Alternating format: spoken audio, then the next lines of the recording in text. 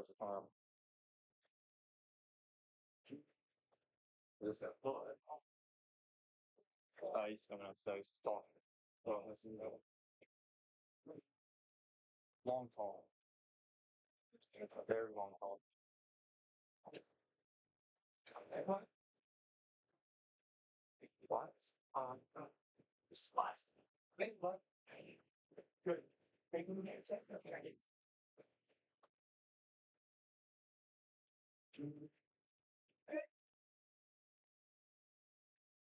What?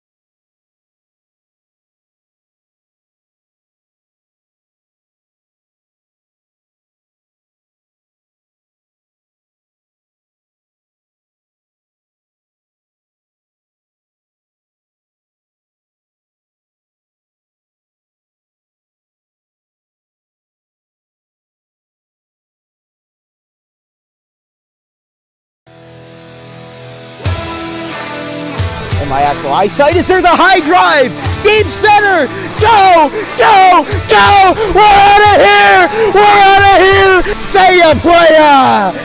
Just like they drew it up in Hollywood, Caladros, the 3-2, swing and a miss! And the Audubon Green Wave have upset the Kingsway Dragons! And this is it for good! The Audubon Green Wave are back in the Final Four! A dog pile on their side! All right, ladies and gentlemen, welcome to DW Broadcasting's coverage of men's varsity. From our entire crew, we'll see you tomorrow. Have a good one, folks. All right, ladies and gentlemen, long time no see. Welcome back to Lou D'Angelo Stadium here in Pennsville, right off of the second to last exit of 295. I'm Dan Wilkins here with Vincent Folk tonight. And a classic matchup between Camden County and Salem County. We've seen a handful of those this year, and now we're back in it with Friday Night Lights, Audubon and Pennsville, right here off of exit 1C at the Lou, they call it, Lou D'Angelo Stadium. I don't know if I'd call it that, but it's, yeah, exactly. It's Lou D'Angelo Stadium. Can't go wrong with it. Beautiful complex here in Pennsville, right off the highway and, right near Delaware and the Delaware Memorial Bridge. But enough talking about the highways. The highway for this game is that these guys are going to be running the ball a lot. At least last year it was. I mean, think about it this way. Brayson McCracken and Robbie McDade, the two starting quarterbacks for these clubs, both top 10 returning passers in South Jersey in 2023. They were both underclassmen, now coming back. Brayson is in his senior year. Robbie's in his junior year. It'll be exciting to see how these offenses have developed because Dan Reed's been the head coach of Audubon for at least 6 or 7 years now, if not more. So, the question comes when you have a quarterback that's capable of passing the ball a lot, and you lost Luke Hope last year. He's tearing it up over at Rowan and Glassboro right now. So, there's a lot to be said about what Audubon's offense is capable of, but they lost a lot of players. And I think that that's something that can't be understated between these two clubs. But for Pennsville, they've got a lot going for them. they're off to a 1-2 start, but they held their own versus Gloucester and only lost by 3 points to West Deptford, two very respectable clubs. So what's going to be on tonight is a matchup of, not only who can make less mistakes, but also who can capitalize in the clutch more, especially in those late quarters, and who's going to be, hitting the end zone the most, especially early. I think this might be a game of whoever hits the end zone first might be the one to win it. But there's a lot to be said about tonight's game. I mean, you look at it, these are two teams looking for their second win of the season. Obviously, one has played an extra 3 games. Yeah. One has played 2 games. So you're looking at it, but they both have, I'm expecting them to both have that same type of grit when they come out here, wanting that second win. Both teams have gone through their game where they really where they weren't really with it. I mean, Audubon went through that game with Hillsborough where it wasn't really a good outing for them. And as well, with Pennsville going up against Gloucester, yeah, it wasn't an extreme blowout, but they still didn't put a single point on the board, losing 14-0. So both these teams, like I said, they went through their moments. They both went through that one game where things just weren't seeming to go correctly. But right here, like I said, both teams here looking for their second win and an area to really climb back and get above 500, or at least at 500, to carry on with their season and to get a better outlook, get better momentum going in. I mean, that's what I was going to say. I mean, Gloucester's kind of like a basket case this year where we don't really know whether they're contending or not. They did well versus Lower Cape May, and they shut out Pennsville. They opened up their season with 2 wins, and then they had some devastating losses. They lost 35-0 to Willingboro. I think they lost like 42-7 to PVI. It's a situation of they've either been shut out or they've been shutting out. So I don't know how to feel about Gloucester, but the fact that Pennsville, only lost by 2 scores, that's one thing. The fact that they didn't score is another thing. It's a question of how good is your offense against these good defenses. And, Audubon, I think, is a defense that's very young. They've got a lot to prove, especially in the secondary. This roster is a lot smaller than last year in terms of size. I think I only counted like 30 players dressed on this roster. And compared to, like, you had maybe 45 last year. And sure, they weren't all varsity players, but it's certainly, there's a lot of players that had to maybe unexpectedly or maybe even prematurely take that jump from JV to varsity. So there is a lot on the line for these guys. These guys have not played each other since November of 2010 in the first round of South Jersey Group 1 sectionals. So it's been a while. It's been 14 years. That was back when Joe Flacco's younger brother, Brian, was still rushing for the team before he went on to play practice squad for the Chargers. So we don't know. This is an unproven matchup, and this is what I like about covering the WJFL in the first year of a 2-year division cycle, is that you see matchups that we have never seen before and haven't seen since I was 5 years old. So you never know. Like I said, it's going to be a matter of, I think, who scores first and who's able to keep up that momentum in the first half. Because that's what Audubon likes to do. They like to get the momentum started early, and if they can't, then they're going to be in for some trouble. So we've got National Anthem and the starting kickoff in just about 10 minutes. I'm Dan Wilkins here with Vincent. Folks, by the way, welcome back. It's my first game back covering the Green Wave since I graduated in June. I know you were with their arch nemesis for a few years, but it's always nice to be in that situation. I got my green wristband for our good friend, Mr. Colazzo, and we are excited to be back, and we'll see you guys on October 3rd for boys soccer versus Pittman. So I will do my best, and I think I will do decent of keeping a 50-50 neutral bar. I don't like being a homer, and I know that a lot of our fans like when I am a homer, but for the sake of covering both Audubon and Pennsville, I'll do my best to be neutral. But anyways, we've got a game to cover. We've got Pennsville ready to come out of the tunnel, and Audubon meeting next to their bus. We'll be right back.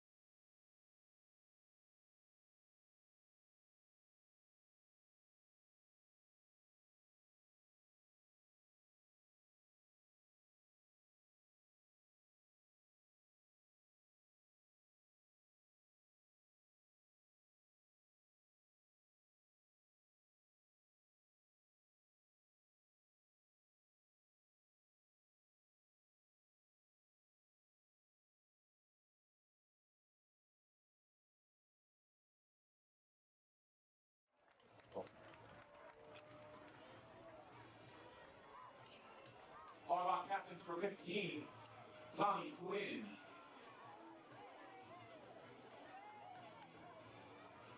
Number 11, Breaking the Kraken.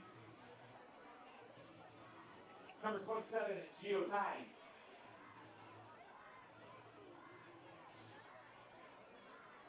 It's not good. It's going to turn this forward. Keep breaking.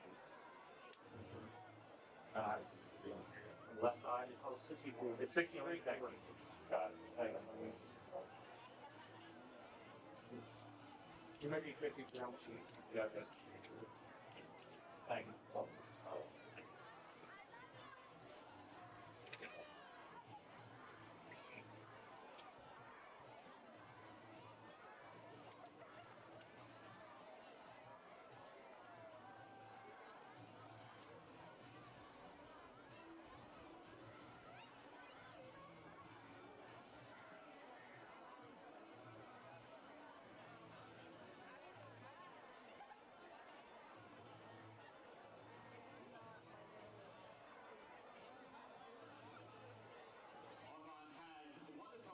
to the second half.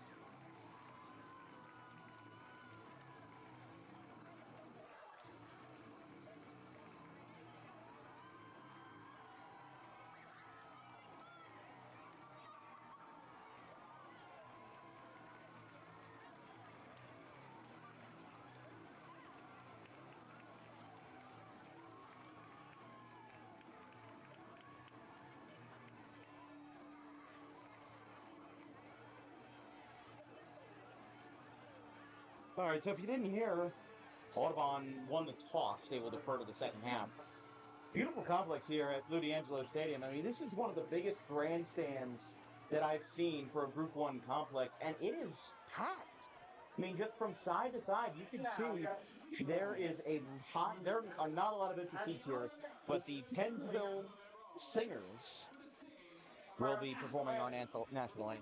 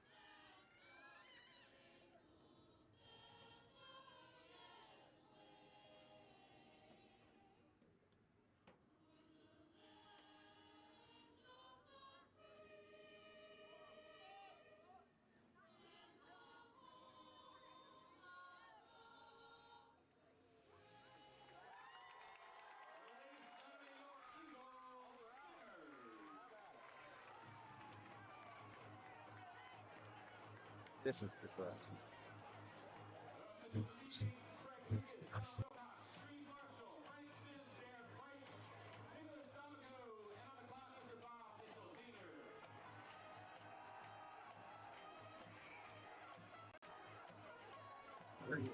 All right, gonna be a fun one tonight. As we said, if you're just joining us, I'm Dan Wilkins here with Vincent Folks.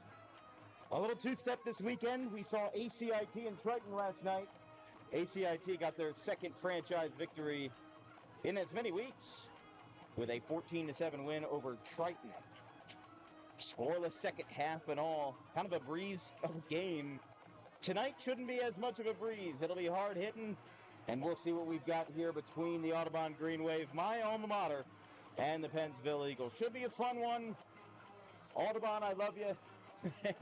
But we will keep it 50-50 tonight, and we will do our best to keep this fair as it should be. On to kick this one away is going to be Logan Gilbert, who has gotten some high-level recruitments over the past couple of years and now entering his senior season. Returning will be Giovanni Rios for the Eagles. And from Lou D'Angelo Stadium, right off of exit 1C of 295, we've got a thriller tonight here from Pennsville. Here comes a booming kick from the senior kicker. Goes back to Rios. It's taken in at the 10. He's got a little bit of room, and he gets it to the 32. And Pennsville will take over to start this drive and to start their opening drive. As we were talking about Robbie McDade, number 9 on the list of South Jersey's top 10 returning passers of 2024, going now into his junior campaign. And he has been very impressive. And, you know, McDade, as a guy who has been a very effective passer, I'm excited to see what he's got in the tank tonight. Here comes the rush to the right side. That fails.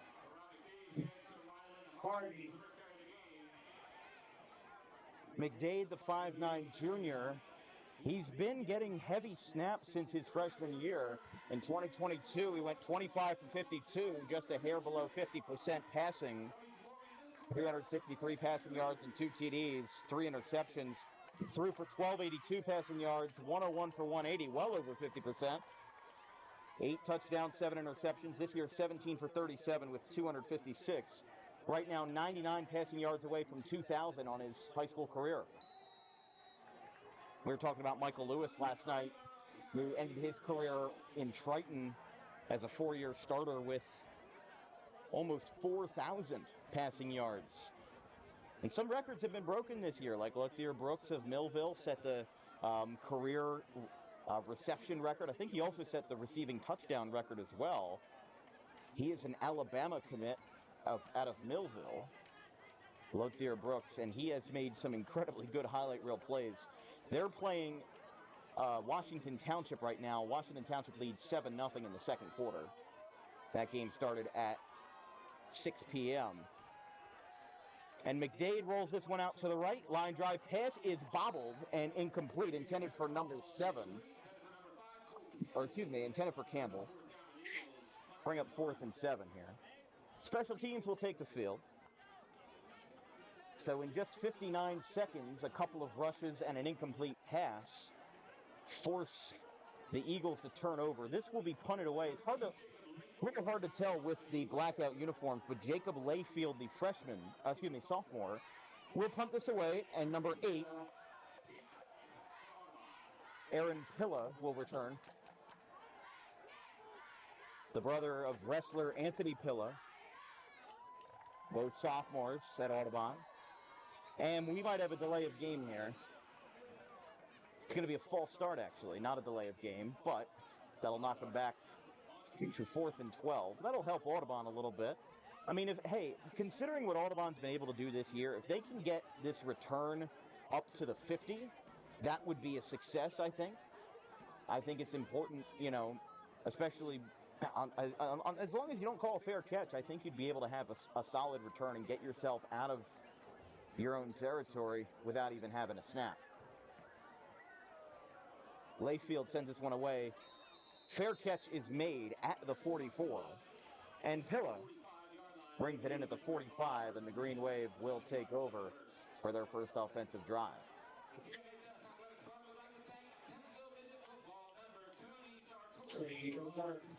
So here's Brayson McCracken, the senior quarterback in his second year as a starter, taking over for Scott Lynch, who graduated in 2023 and is now a sophomore at the University of Albany for FCS Division I.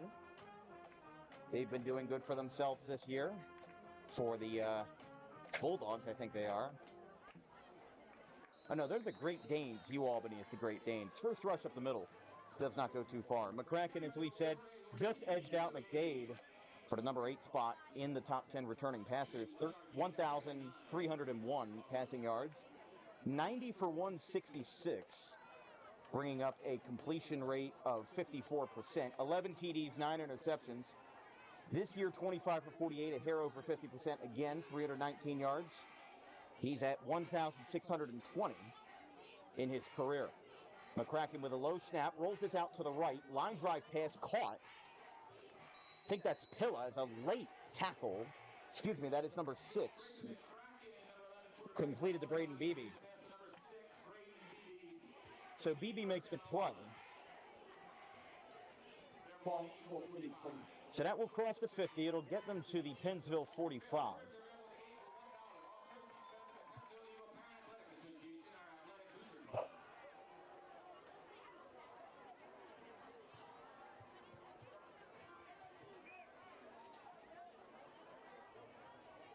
McCracken handoff.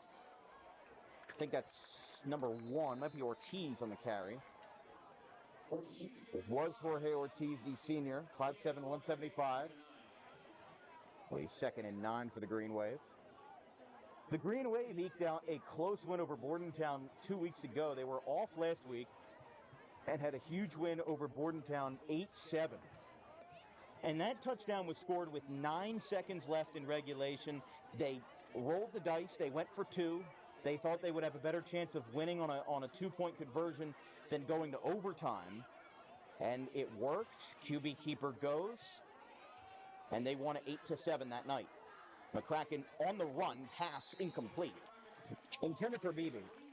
That'll bring up 3rd down.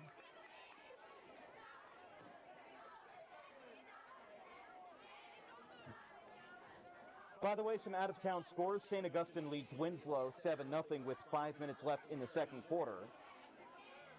Ocean City and Atlantic City are tied 7-7 late in the second quarter.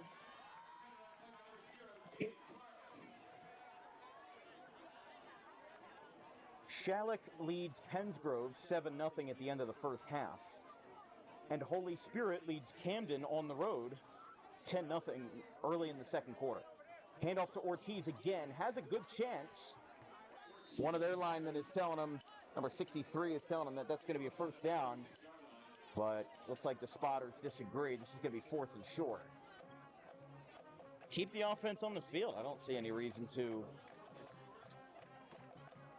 take this one away. It looks like they will keep it on the field at the 36. Band getting riled up here to our left. Has a nice energetic crowd tonight. McCracken waits for a signal from his sideline. It's going to be 4th and 1 from the 36. They're just going to try to barrel this one through with McCracken. He's a strong guy.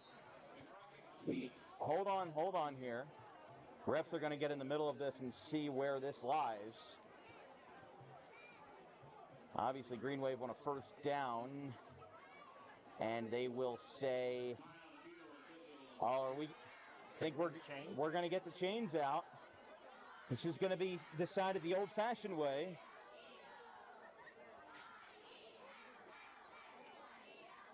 Yeah, I was going to say, we don't have a number 63 on our roster.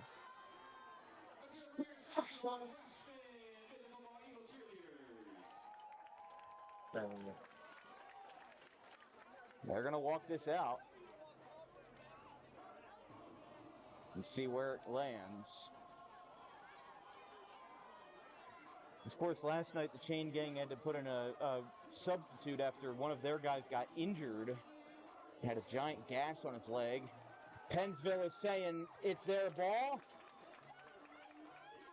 And Pennsville will take over, as that one was just short by maybe a couple of inches. I mean, McCracken tried barreling through the best he could, but that is for naught. And the Green Wave will turn it over with 8:37. And already, not even 4 minutes into this one, but we've already changed hands twice.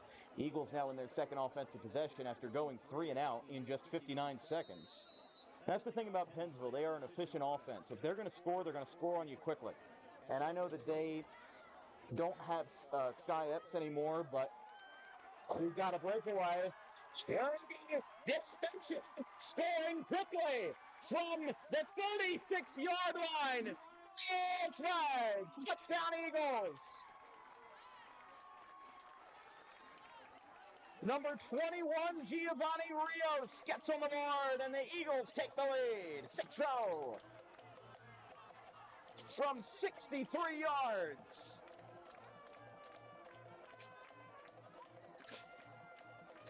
And unfortunately, the light post is in our way.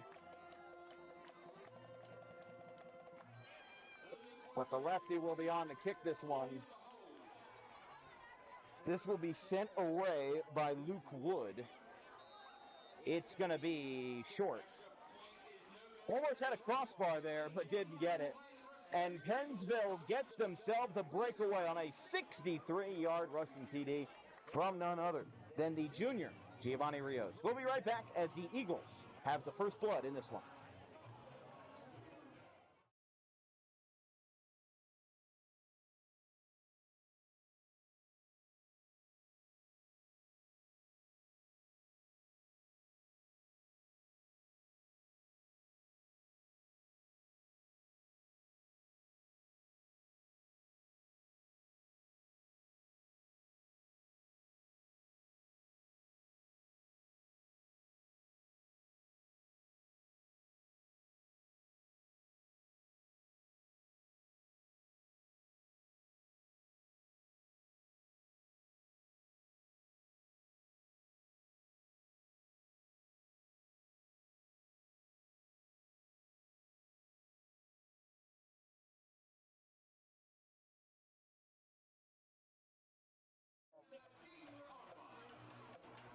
Mike Bursa is going to be deep to return this one on a low-hanging kick.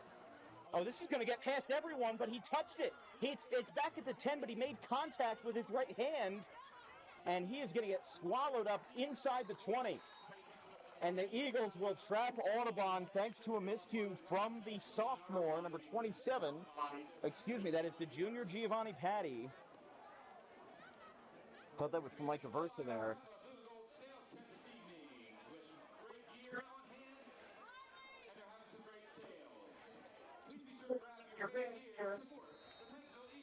This broadcast is brought to you by our good friends over at the Dangerous Adrenaline Wrestling Gladiators, or Dog Wrestling. They will rock South Jersey on Saturday, September 28th at the Sacred Heart Church in Riverton, 103 4th Street, with over 20 wrestlers on the slate, including reigning champion Breaker Morant and former WWE Tag Team Specialist and Superstar Tank Tolan, along with a special appearance by ECW original Jim Molyneux. Handoff, I think that's to Patty. Doesn't get too far. Ortiz within the wideout position. Defensive line for Pennsville taking a stand. It'll be 2nd and 9 for the Green Wave, but for more information, it'll be bell time at 7:30 on Saturday, September 28th. For more information and for ticket information, visit dogprowrestling.com. That's DAWG prowrestling.com. Somebody emailed me about that the other day. They said it didn't go to a website, and I said, no, it's spelled DAWG prowrestling.com.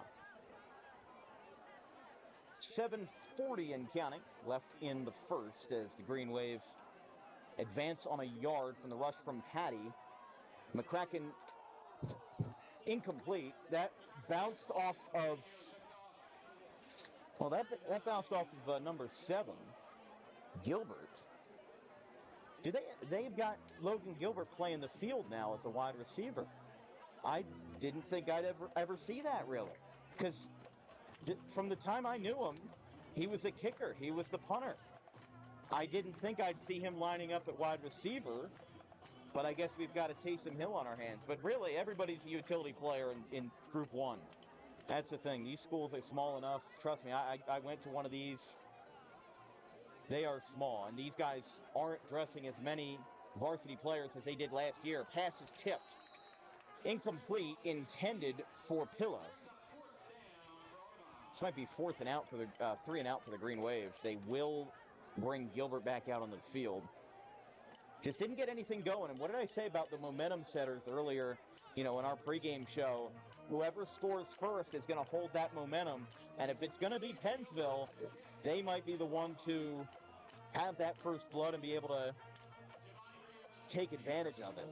Rios is to return for the Eagles. Remember, he had 63 yards to rush.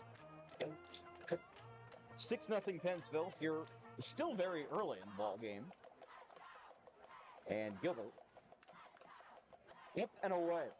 Not the best spiral on it, but it will land at the 45. It'll go past the 50, and at the 49, it'll be picked up by number 5, Aiden Lehan. And the Eagles will set up shop from the 49.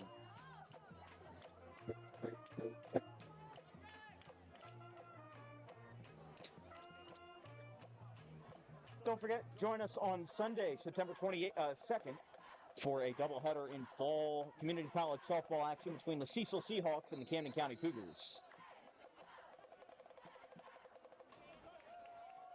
12 and 2 are the start times for that doubleheader between Cecil and Camden County. 1st and 10, McDade on a keeper. Gets himself about 5 yards and might even get more than that. But finally, Audubon's defense puts a stop to that. If you're just joining us, Pennsville got on the board early, 63-yard rush from Giovanni Rios, the junior. PAT failed, and that's where we get the 6-0 score with 7 minutes remaining in the first quarter. Still a lot of football to play left. And we'll see what they've got in store for the Eagles as they got, after trapping Audubon on 3 and out, they're now responsible for driving the ball further up the field.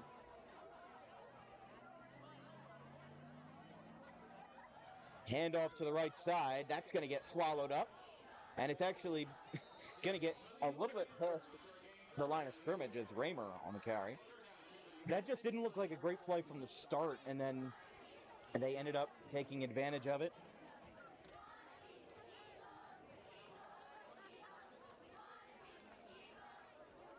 And Eagles now set up on 3rd and short.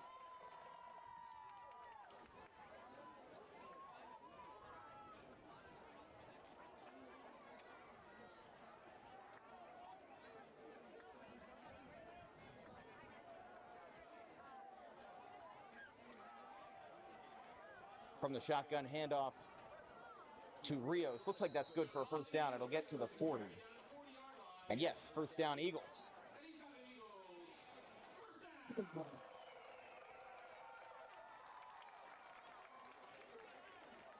And that's one of the best things that you can do to, get yourself in good company and get yourself in a good momentum, was to just push the ball a little bit further. They were on 3rd and short there. They knew they didn't have to do too much. It's not like it's 3rd and 10 and they had to throw out a home run ball. They went to one of their reliable sources in Rios, and he made it happen. Here comes a handoff to the middle. Gets tripped up for a gain of maybe 4. Another carry by Riley Harvey. Number 19, that's Rylan Harvey, excuse me. That's the Eagles up 1 score here, but now they've burned a lot of early time here in the first quarter. After what was a high-powered beginning, the gears have started to jam a little bit as we're under 5 minutes in the first. We'll see what they've got in the tank, but 2nd and 6 after that 4-yard rush by Hardy. Keeper. They ran it out of the Wildcat that time. And it'll be 3rd down and long. I don't know if I'm crazy, but the breeze, I smell a little bit of like salt water. I guess because we're near the Delaware River. Maybe I'm crazy, but I smell a little bit of salt water. I mean, we are not far from the Delaware River and the Delaware Memorial Bridge. We are, actually, if you look at the map, look how close we are, Vince. I mean, that is, we're maybe like 6 blocks away. Yeah. To be fair, when you're at like the Wawa in Wildwood, and you're like 10, 20 blocks away, you smell the ocean water. I guess the same applies here for the river. That pass is tipped, but it's caught anyway. He's going to break free. He crosses him over. He's still on his feet, gets dropped at the 15. Wood on the catch. A star lefty for the Audubon, for the Pennsville pitching staff in the spring. Yeah. And he picks up a first down. That pass looked like it was batted in the air and came down to him anyway. I mean, in some cases, they're just going to find a way. And that's exactly what Pennsville did there. Innovate and elevate, right?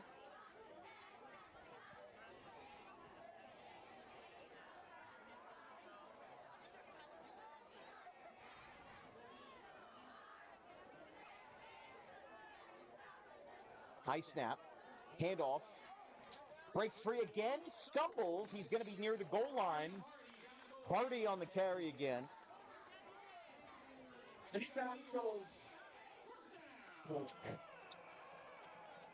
By the way, at the end of the first quarter, Camden Catholic leads West Effort 7-6.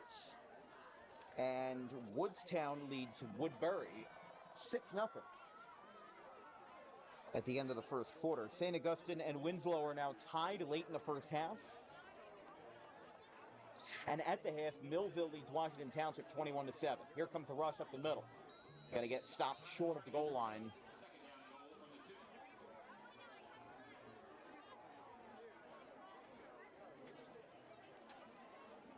Holy Spirit leads Camden 20-6 at the half.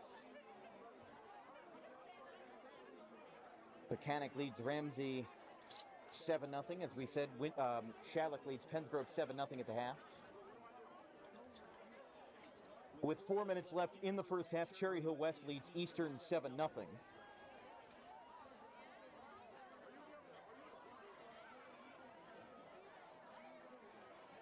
Ocean City and Atlantic City still tied 7-7 near the end of the first half. Here comes the rush to the left side. He's got a little bit of room. He's going to push, and he will stay on his feet, and it is a touchdown Eagles.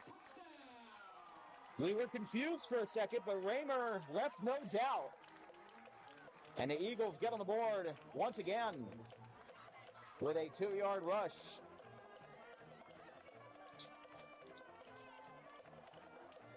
It's going to be 12-0.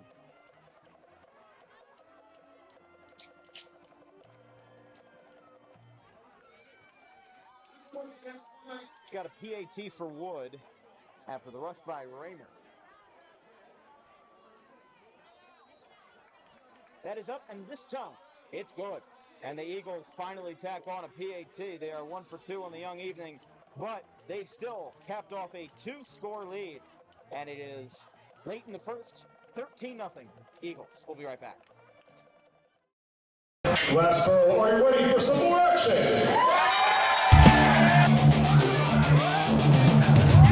The dangerous adrenaline wrestling gladiators will rock South Jersey on Saturday, September 28th in Riverton.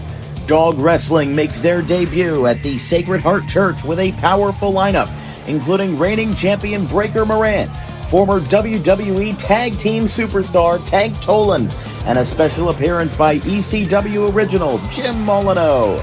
Nearly 20 high-flying competitors are slated for this event, sure to be an all-time classic in South Jersey, with an amazing night of professional wrestling action planned for you. Dog wrestling at the Sacred Heart Church, 104 4th Street, Riverton, on Saturday, September 28th at 7:30. Tickets are only $20. For more information, visit dogprowrestling.com.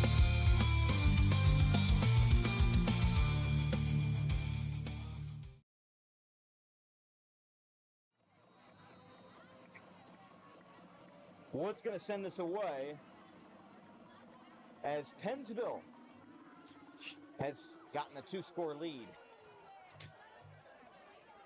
Patty on the return gets himself up to the 30 where he'll be stopped. I think Audubon here, I think they've relied a little too much on the passing so far. We've seen 2 drives and maybe 1 first down. I mean, I can't remember exactly in my head, but it hasn't been too promising. I think you've got some strong rushers in Ortiz and others, but this is the thing about high school coaching. In college, you recruit. In the NFL, you sign and trade, acquire, waive, whatever. You've got millions of dollars to work with. In high school and Pee Wee football, you coach with the hand that you're given. And, the hand that you're dealt dictates a lot of your decision making. So if you have a quarterback, as this is going to be a late tackle, and the carry from number 3, Mike Aversa, and the 2-yard gain for the Green Wave. But, if you have a quarterback that isn't the greatest at passing, you have to run a rushing-heavy offense. If you have a quarterback that's great at passing, well, you also need receivers that are good at receiving. And they've got a lot of great strength and conditioning coaches that work these guys to the bone. And, there's certain situations like, look, if they weren't bold at the end of the 4th quarter 2 weeks ago, they probably wouldn't have won that game versus Bordentown. And we'd be talking about a very different story. McCracken with a low snap from the center. He's going to lay this one out to the left side. Incomplete and taking a hard fall. Incomplete for Gilbert. I'll bring up 3rd down. Like in that situation, I'd say go back to the basics. Go back to the fundamentals, It's 2nd and 8. Go with a, halfback draw or something. Something simple, right? You want them to be able to, to have that under their belt. And the last thing that you want is an offense that doesn't have any confidence because they're not completing those plays. Look at Anthony Gaetano from last night with ACIT. He completed most of his passes, but they were very short passes. Maybe 5 yards, if that. And you could advance the ball really well with those. Tipped, but he caught it anyway. Gilbert made the catch. That wasn't it. Yeah, I mean, that's a first down. You could see Pilla had his hands up like that was supposed to be me, but Gilbert caught it anyway. So I guess it's, what's that line from Mr. Mom? 220, 221, whatever it takes. If it works, right? Got the first down. They got the first down. That's what matters. And these guys pick up another first down, and after going 3 and out in their last drive, it certainly helps. 13 seconds left in the first. It looks like they're going to get one more play off before the end of the quarter. Another low snap. This time he drops back to pass again. Home run ball. Deep. Incomplete. Intended for Gilbert. And we are going to run another play, as it's going to be 0.8 left on the clock in the first.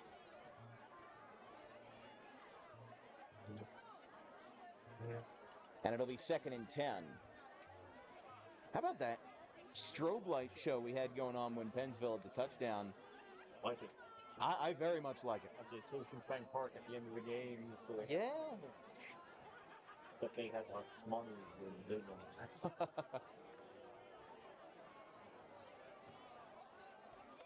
I mean, this is a packed house.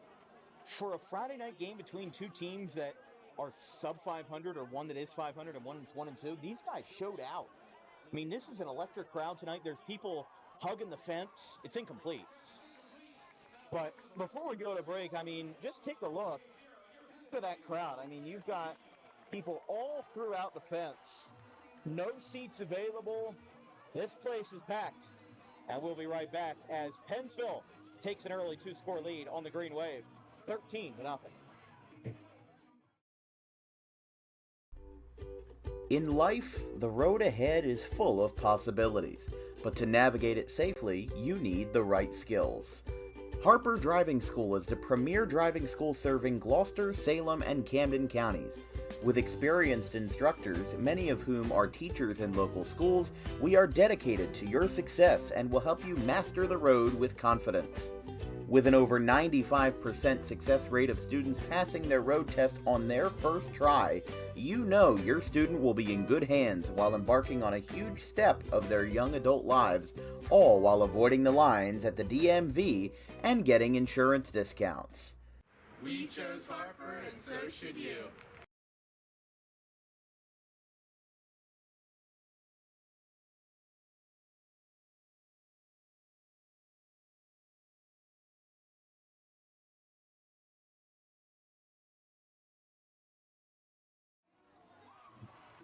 13-0 Pennsville. Audubon will take the field again on 3rd and 10 after the incompletion. They had a home run ball to end the quarter, but a quick incompletion with .8 on the clock took care of business. This is an excellent place to be. I'm shocked I'm not here more, honestly. I mean, this is a wonderful, wonderful little place to be here in a forgotten corner of South Jersey. You know, we were talking with Jameson, the athletic director of this Pennsville program, and one of the things that I told him was that Salem County is incredibly underrepresented in the statewide media. This is going to be a low snap, and we've got a flag. Might be a false start. That snap might have been so low it hit the ground. I'm not sure. It'll be a false start on the wave, and it'll be 3rd and 15 after that. But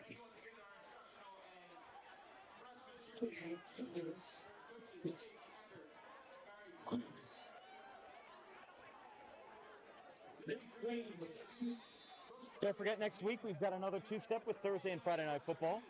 And we might have a triple header with Haddon Township, but that's not confirmed yet. Thursday, September 25th is a matchup. I keep saying the 25th. The 26th is a matchup in Burlington County between Holy Cross Prep and Riverside. And then on Friday, the 27th, is Egg Harbor Township and Deptford. Saturday, the 28th, we're looking to make it Collingswood Haddon Township, but again, not confirmed yet. On 3rd and 15, it is a big leveling hit at the line of scrimmage, but it's incomplete, intended for Gilbert. Actually, excuse me, a Versa on the intended receiver there.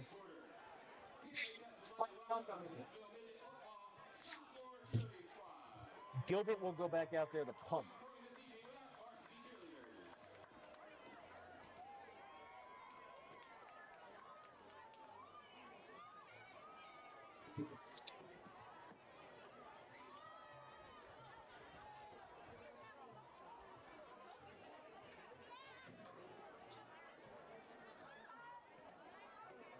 This is a high-flying punt. We've got flags, but did he call for a fair catch? I don't think so. It's going to knock these guys back to the 10. Picked up by Pillow. The flag came in at the 35. Obviously, something was wrong there. We'll see what the Whitecap has to say about it.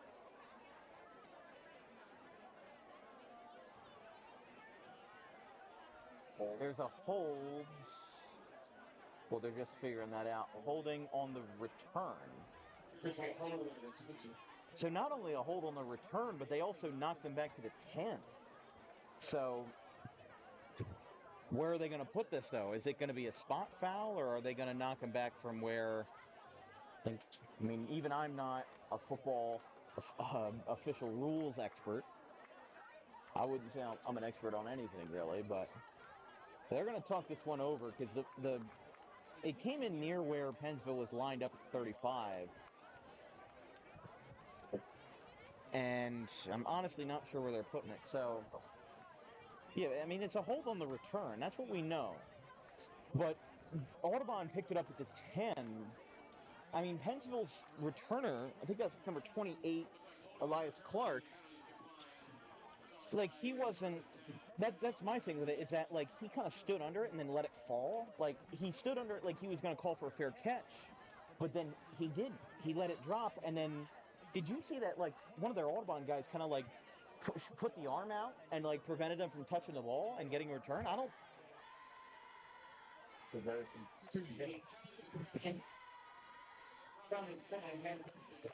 Oh, so they are going to be really far backed up.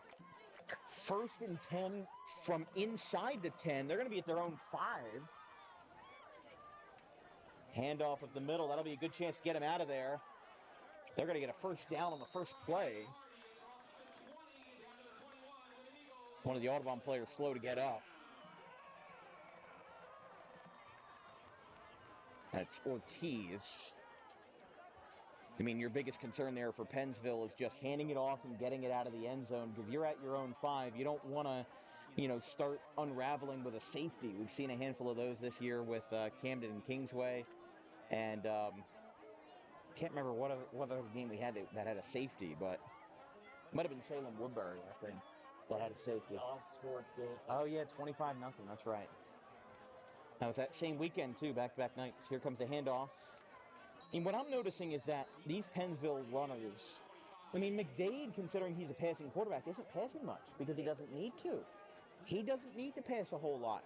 The rushers are just kind of getting through the defensive line without issue, and then the secondary, like the linebackers, have to do all the work. And yet you've got a guy like Ortiz and a guy like Pilla who now have to play, and Beebe too. You've got guys that have to play both sides of the football, and they don't get any rest. These guys are wide receivers and cornerbacks at the same time. They're running every play from scrimmage. And you know what? For a roster like Pennsville, that is a huge advantage because you are using less people and you are wearing down people slower. I mean, when Audubon has to run, I see at least 4 guys out there that are playing both receiver or running back and also playing, the starting 11 on the defense here. So, and they're only running 1 safety too. So, it's a matter of these guys have a lot to work on. And it's 3rd and 3, but I'm just noticing a lot of these rushes are getting past the Audubon defensive line, and the linebackers have to do a lot of mop-up work. McDade with the handoff to the left side to Hardy. This time it's going to get stopped. Tackled by number 63, who is not on our roster.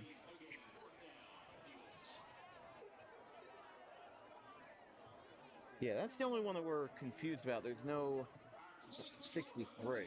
But I'm sure we'll figure that out at some point. If you're just joining us, Pennsville punting now, but they did tack on another touchdown late in the first on a goal line rush by Malik Raymer. 3 minutes elapsed in the second quarter. And time's going to be called here. Is this going to be an official timeout or a Pennsville timeout? I'm not sure.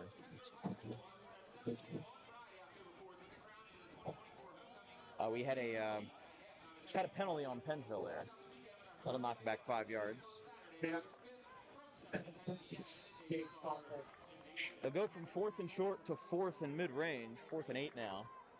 They're going to back this one up to the 23. So it sounded like it was a false start.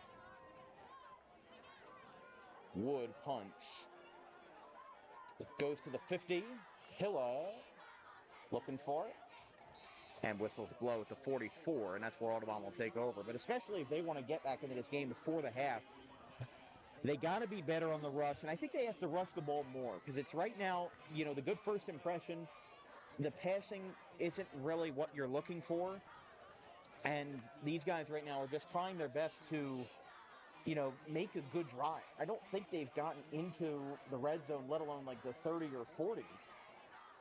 And even that was based off of good field position off of a punt. So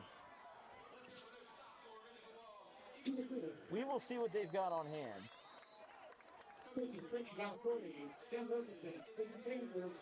This will set us up from the 44.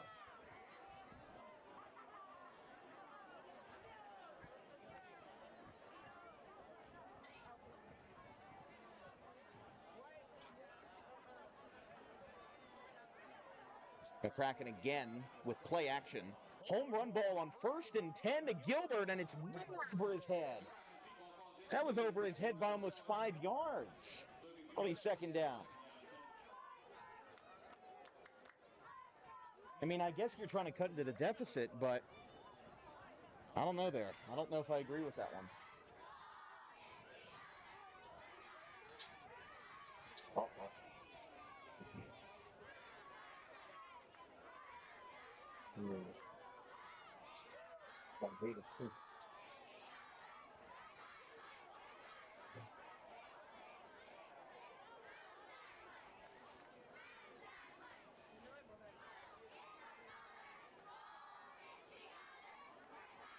Low snap again. Short pass to the right. Caught and taken to the 49 on the other side. It'll be 3rd and mid-range now, probably from 3rd and 4. They're actually going to line it exactly on the 50. Field, down.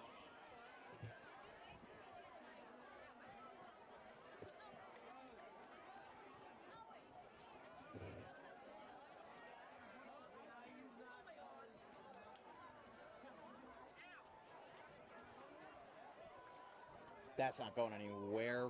It's going to get at the line of scrimmage. Ortiz on the rush. It'll be 4th and 2. I mean, a little closer than I thought, but they're going to keep the offense on the field. I think wouldn't be wise, though, to do what they did on their last drive when they were on 4th and short. They kind of went with like a discounted push.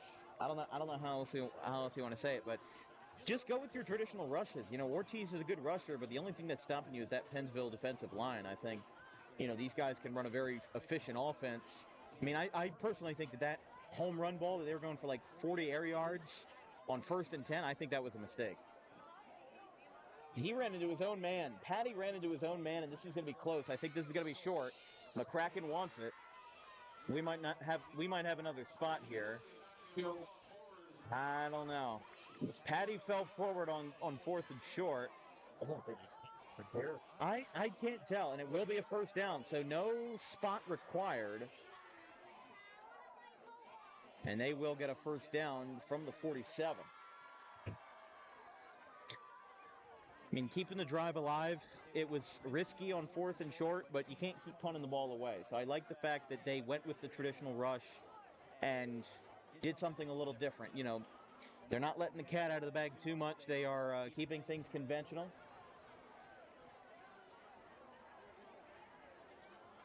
And McCracken again in the shotgun.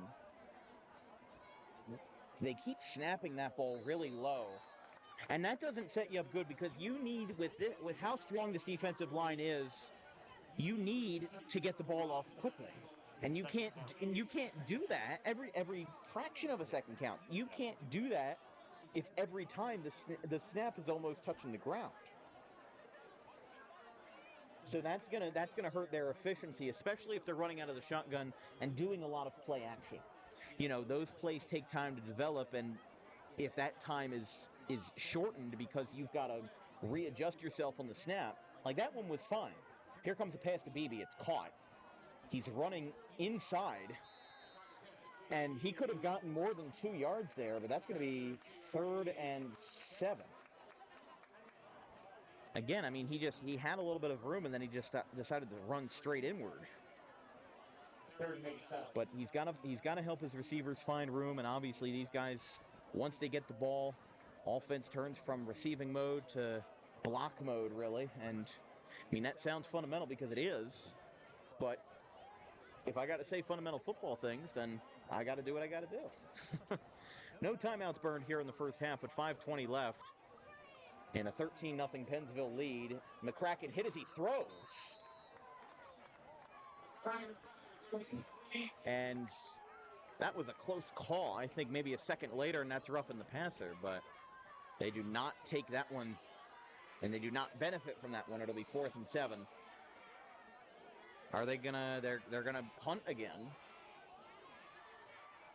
Well, there's not too many possessions left in the half. I guess the good thing is that you're getting the ball to start the second half. So, but honestly, on 4th and 7, with how those little gains have been, I don't think you have much of a choice but to punt. Looks like Rios will be back to return for the Eagles with 5 minutes and a chunk of change left in the half. Whoa. Again, I mean, that's why he's one of the best punters around. And if that had more backspin, would have been better, but a touchback will send Pennsville to the 20. This broadcast is brought to you by Garden State Pet Center, #1 stop in South Jersey to keep your pet happy and healthy with the most organic food products available, including toys, food, cages, accessories, and more. Visit 7 days a week at 226 South Whitehorse Pike in Audubon. And also, if you are a small business owner interested in getting your name in the advertising game, send us an email with an advertising inquiry, and we will send you an advertising flyer with information on how to get your commercial on the air. All DWB commercials are filmed, edited, recorded, and produced by myself and my wonderful crew. The email is thedanwilkinsshow@gmail.com. That's also in the description of this YouTube video and all of our YouTube postings. McDade snaps it to the right side, doesn't get anywhere on that. Might even be a loss.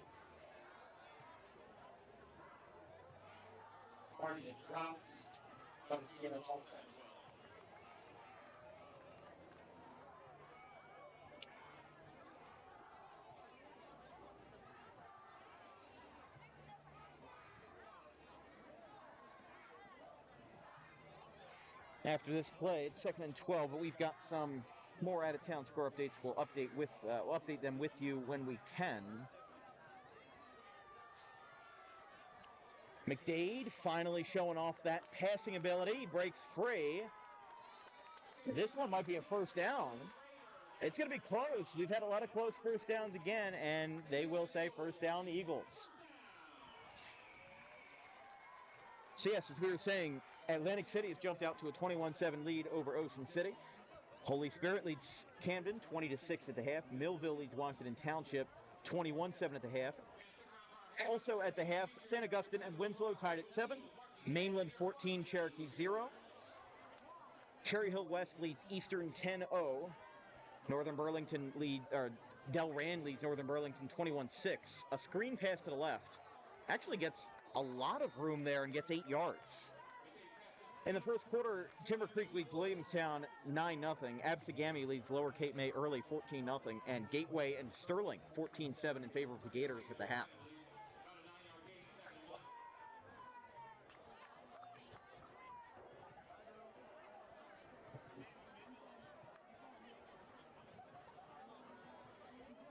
And late in the half, Woodbury leads Woodstown 8-6. Millville scores again on Washington Township 28-7. Still with time in the second quarter. Handoff will be enough for a Pennsville first down.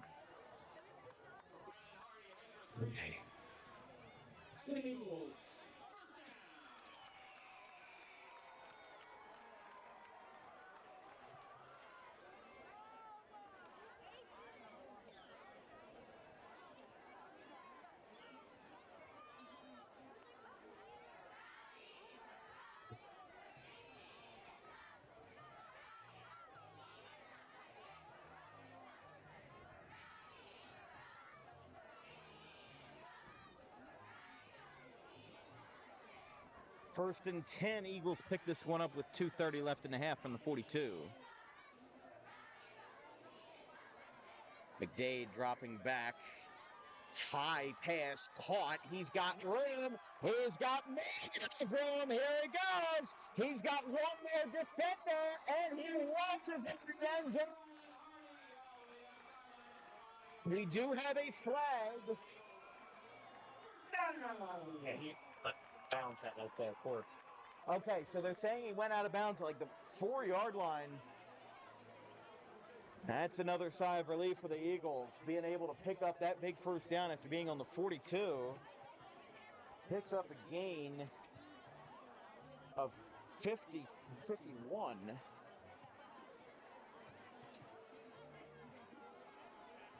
The first and goal from the 5.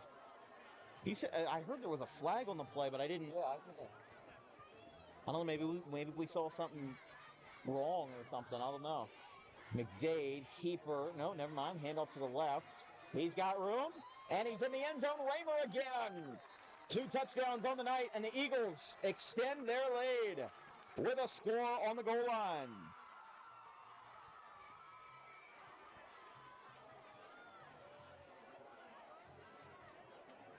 I think Kramer on the counter gets a flag on the play.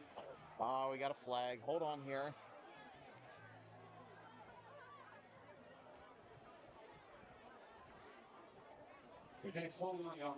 Offensive holding, so that touchdown will be brought back.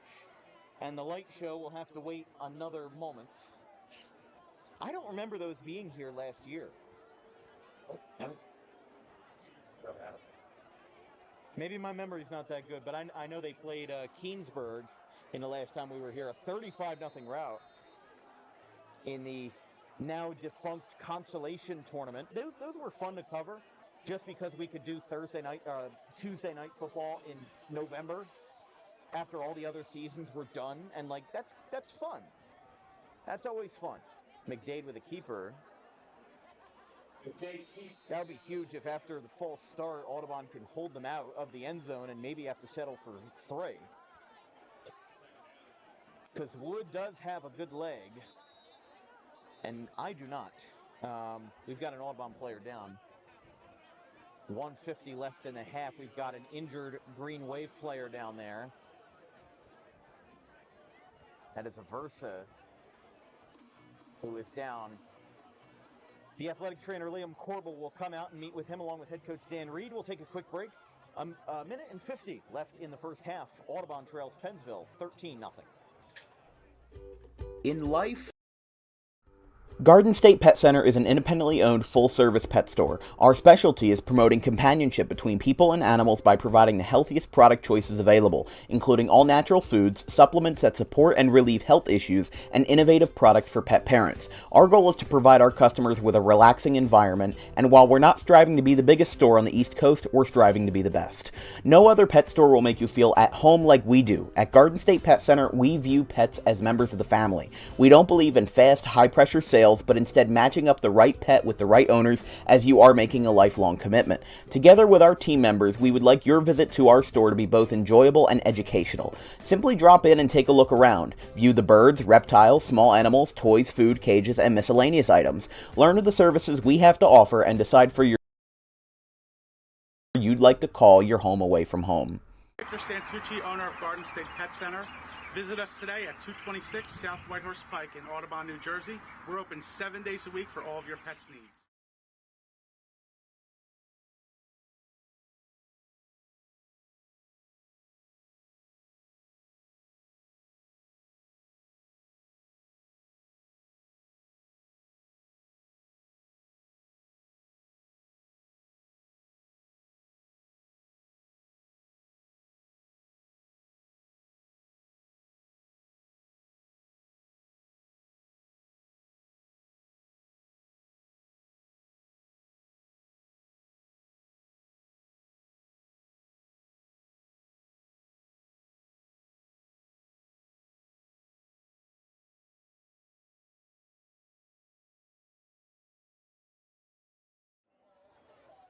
We're in an injury timeout with 1:50 left. Mike Aversa is being helped off the field. The sophomore running back for the Green Wave, after a goal line stand, he is pretty shaken up. Seems like he's bearing weight on both legs, but they are going to put him into the cart. And that's a sight you never want to see.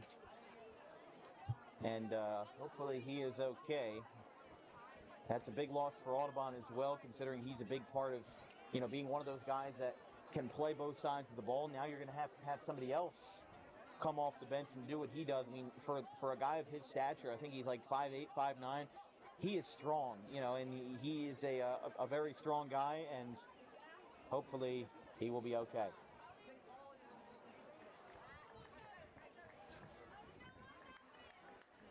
So a nice round of applause here from both the visiting and home crowds. He'll be attended to by athletic trainer Liam Corbel. And it hurts when somebody gets injured, but when it's somebody somebody that is a great person on and off the field, that hurts even more. 100 seconds to play in the half. McDade, home run ball to the right side. It is wide open. Touchdown, Pennsville. So they take their revenge back after the injury timeout. Taken in by Malik Raymer, who was going to have his second touchdown of the night, but it was taken away on a holding call.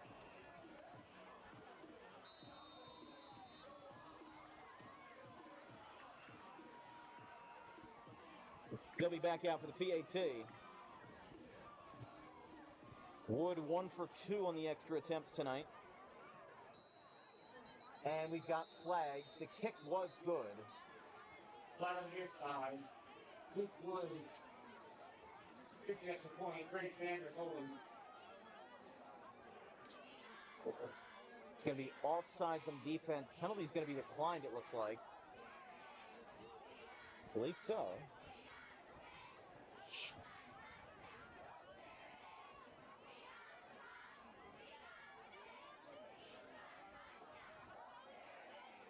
Offsides on defense. And they're going to redo it. I thought the kick was good the first time. Unless my eyes were deceiving me, we're going to have a second attempt. 19-0. So, yeah, whatever it was. And this time, it is good. So, second time for Sean, and Pennsville takes a 20-0 lead. We've got 1 minute and 40 left in the first half. We'll be right back.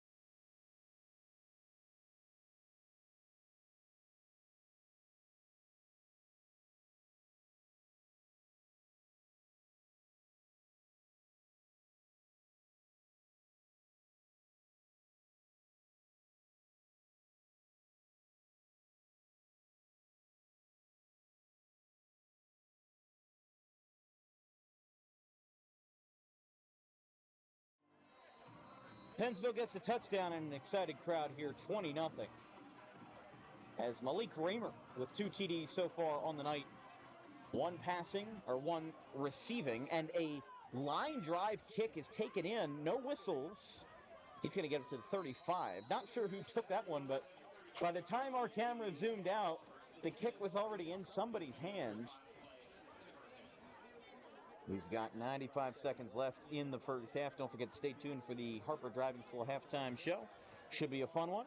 And of course, don't forget, make sure to check us out on YouTube on Dan Wilkins Broadcasting, along with episode 14 of the Dan Wilkins Show with Tad Kozanowski, head coach of Sterling Baseball, and also the director of the Sterling TV program since 2005. We talked for a long, long while about modern sports media, along with broadcasting in general and fun stories from the booth. It is a really fun episode. We recommend you check it out. We've got flags and a reception. BB on the play gets knocked down to 50. But we do have a flag, and hold on here. The referee's going to confer there very quickly. And it's going to be an offensive hold. So for every good passing play, a hold brings it back. And yeah, It was that play. I mean, it was probably about inches from being picked off. I mean, there. He threw it into the crossfire, basically, Yeah. and BB was lucky to catch that and not get picked off, especially since he was basically in double coverage. Going to bring up 1st and 20 with 1:27 left in the half. Just can't get it going.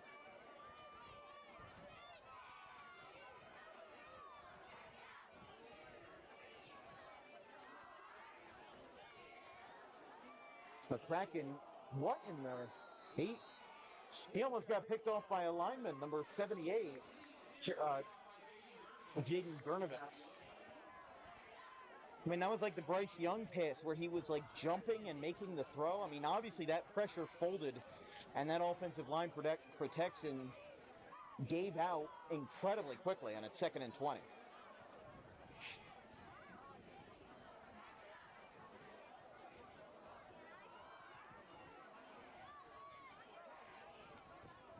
But one of the positives for Audubon tonight is that McCracken seems to be getting more consistent with his passing. He's been hitting the receivers on target. Just has to find the receivers that will catch the ball. Line drive. Tipped again off of Gilbert.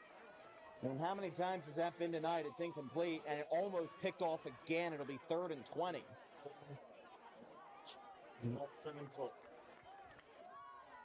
The pass was just a little high, but certainly a doable catch Went right through the hands.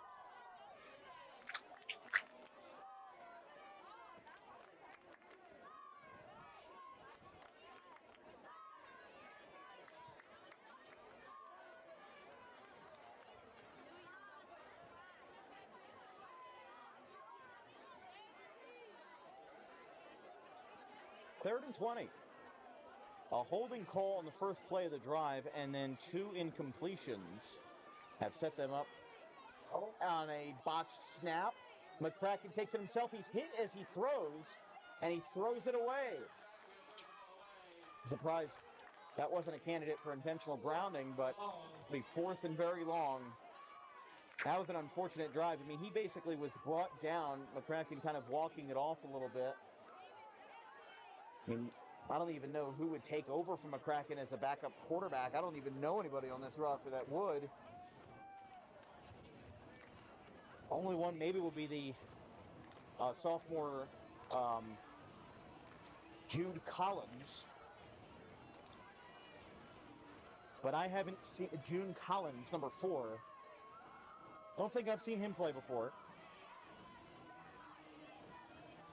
Gilbert back to punt with 1 minute and 1 second.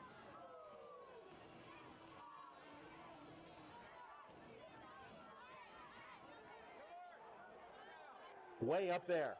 Pennsville didn't know where it landed. It's going to go back, and it will go back and back and back. Just like Chris Berman. Chris Berman, back to the 39. And Pennsville will take over with 49 seconds on the dot before the end of the half.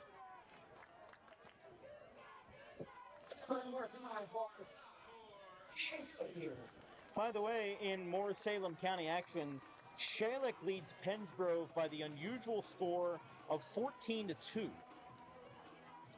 I don't know. That's interesting.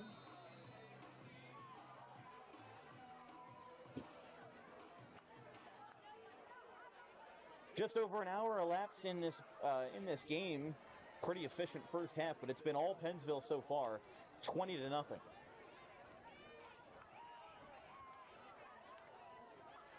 McDade dropping back. He works through the pressure, gets past the line of scrimmage. He'll keep this one himself. He's got a first down and a gain of 14. And defense might call a timeout here.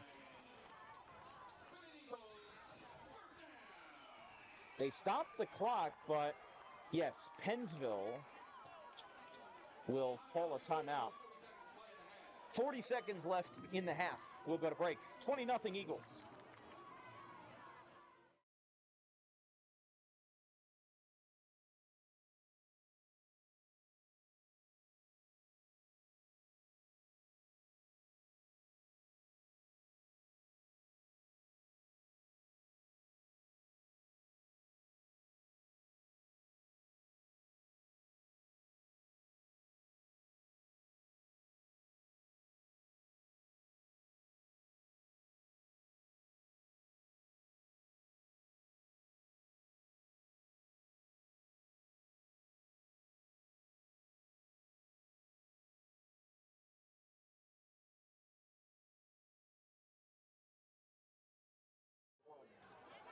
Pennsville gets a first down from Robbie McDade and calls a timeout. They have 2 remaining. Line drive pass over the middle. And a line. Yep. There he goes. Touchdown Eagles from 53 yards. They have been bringing out the big hitters tonight. It has been all Pennsville from the go. And Cole Campbell goes for 53. And it's 26, maybe 27 after this. Sanders a whole blue kick for the extra point.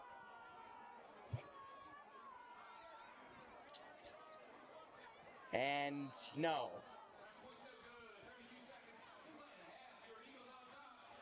$26-0 Eagles. We'll keep it on the air. As the Eagles from Lou D'Angelo Stadium up 26-0. I mean, we were just saying during the break, they got to stop him here. or else this game's going to get out of hand. And what did they do the first play after the timeout? 53 yards to the house.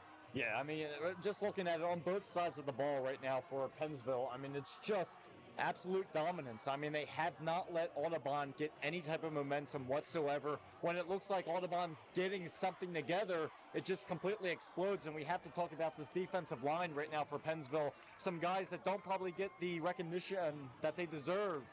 And, I mean, just looking at, again, the defensive line, the great pressure on Audubon's offensive line, and, I mean, just in general, like I said at the beginning, they've been dominant on both sides of the ball. They're taking it to them here in this first half and going into the halftime, I mean, with momentum that is just at an insane level. Pennsville will go into this halftime break with Coach Mike Healy probably on cloud 9, but you also have to remember, you can't get complacent, because Audubon's had some crazy comebacks before, like 2 years ago versus Gloucester, and a grounder of a kick trapped, and a late hit comes in, and no flags. I mean, you could see Gio Petty had his hands up like, why wasn't that a flag? And that's not me being a homer. I mean, seriously, that needed to be a personal foul. Call it might keep happening. That's exactly right, Vince. If they don't call that, then you're not policing it, and that ends up being a bigger problem than it needs to be. When the last time we were in Pennsville won 35-0 over Keensburg, and that was a matter of Pennsville was just, I mean, they're going to kneel. They got 30 seconds left on the clock, but they're going to decide to end this one early. And at the end of the first half, Audubon trails big time. Pennsville with 4 touchdowns, including some big runs. Giovanni Rios goes for 63 yards. And Cole Campbell goes for 53.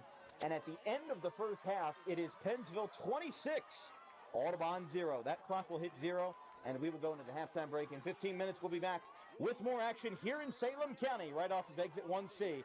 It is the Eagles 26 and my alma mater, the Green Wave, 0. We'll be right back here on Dan Wilkins Broadcasting. Last ball, are you ready for some more action?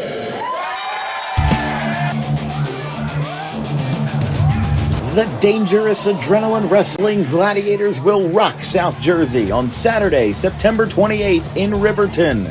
Dog wrestling makes their debut at the Sacred Heart Church with a powerful lineup, including reigning champion Breaker Moran, former WWE Tag Team Superstar Tank Toland, and a special appearance by ECW original Jim Molyneux. Nearly 20 high-flying competitors are slated for this event, sure to be an all-time classic in South Jersey, with an amazing night of professional wrestling action planned for you. Dog wrestling at the Sacred Heart Church, 104 4th Street, Riverton, on Saturday, September 28th at 7:30. Tickets are only $20. For more information, visit dogprowrestling.com.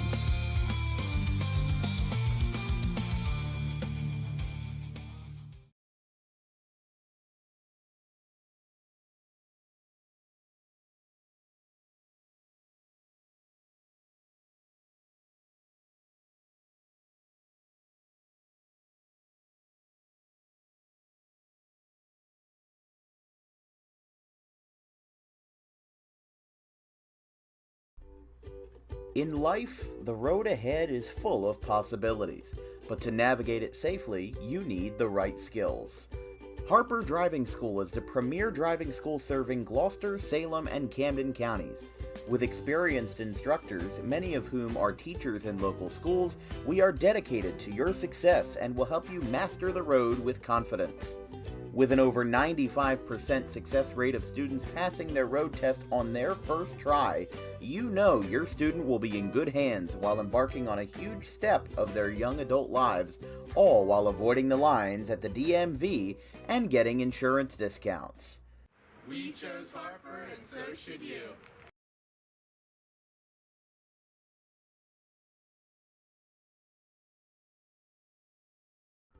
Garden State Pet Center is an independently owned full-service pet store. Our specialty is promoting companionship between people and animals by providing the healthiest product choices available, including all-natural foods, supplements that support and relieve health issues, and innovative products for pet parents. Our goal is to provide our customers with a relaxing environment, and while we're not striving to be the biggest store on the East Coast, we're striving to be the best. No other pet store will make you feel at home like we do. At Garden State Pet Center, we view pets as members of the family. We don't believe in fast, high-pressure sales, but instead matching up the right pet with the right owners, as you are making a lifelong commitment. Together with our team members, we would like your visit to our store to be both enjoyable and educational. Simply drop in and take a look around. View the birds, reptiles, small animals, toys, food, cages, and miscellaneous items. Learn of the services we have to offer and decide for yourself if this is the store you'd like to call your home away from home. Victor Santucci, owner of Garden State Pet Center. Visit us today at 226 South Whitehorse Pike in Audubon, New Jersey. We're open 7 days a week for all of your pets' needs.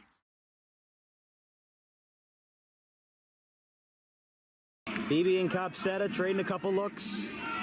They know what's going on. Full count. Bases loaded. 2 outs. Just like they drew it up in Hollywood. Caladros, the 3-2. Swing and a miss! And the Audubon Green Wave have upset the Kingsway Dragons in the Ralph Shaw Classic 26th annual. They are back on top for the first.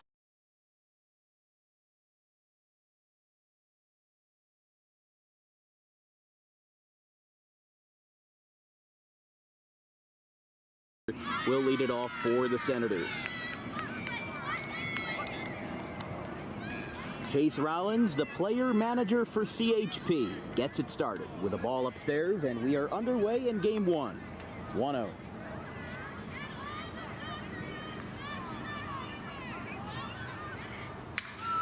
That one is hit well out towards left, and it is gone off the top of the goalpost. Shane Adamski with a thunderous start to his playoff series. Second pitch of the game, a solo homer to left, and before I could even write the first name down in my scorecard, it's 1-0.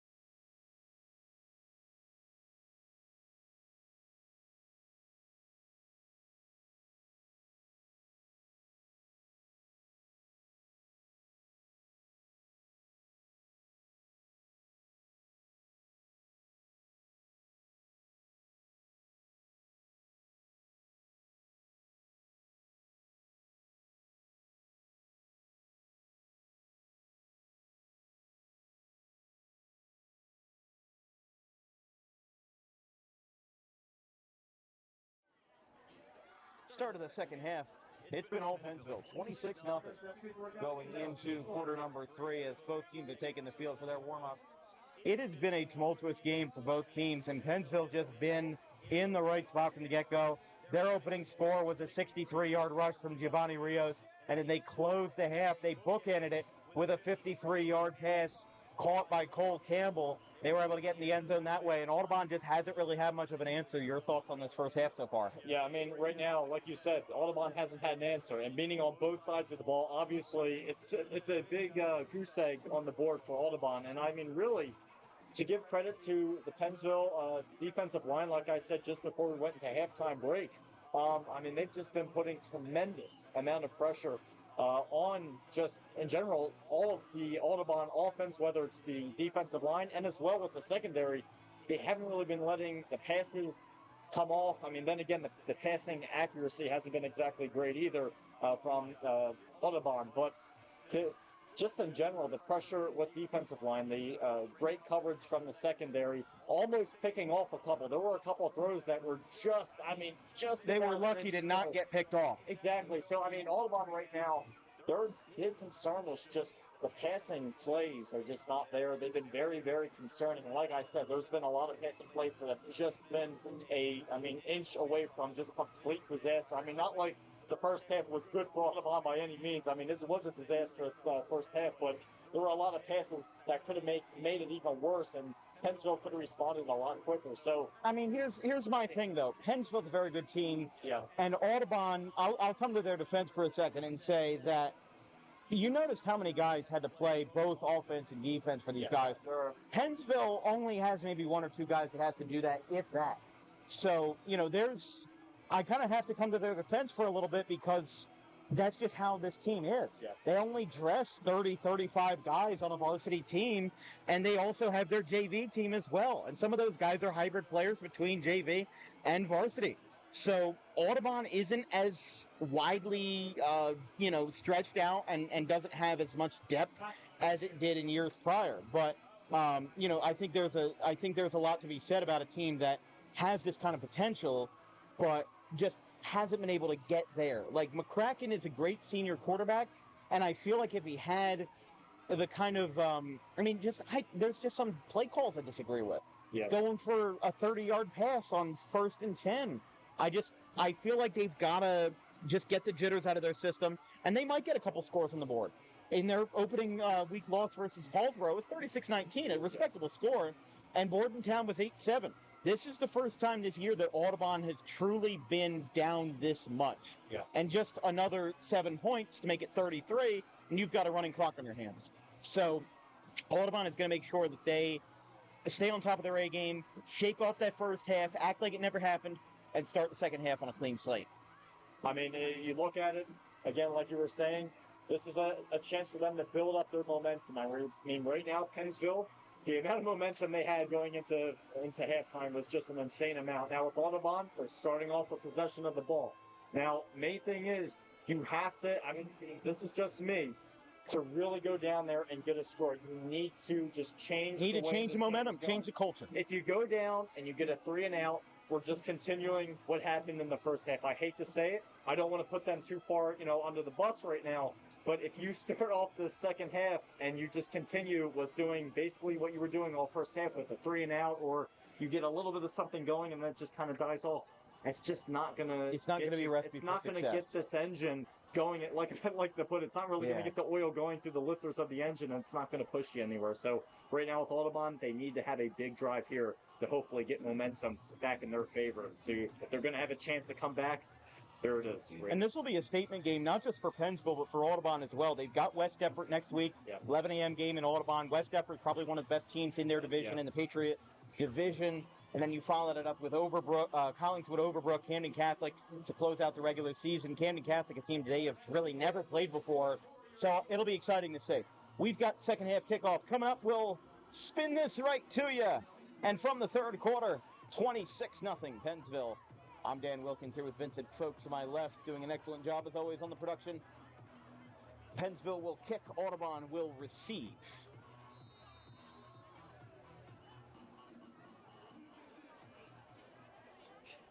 Taken at the 20 by Patty.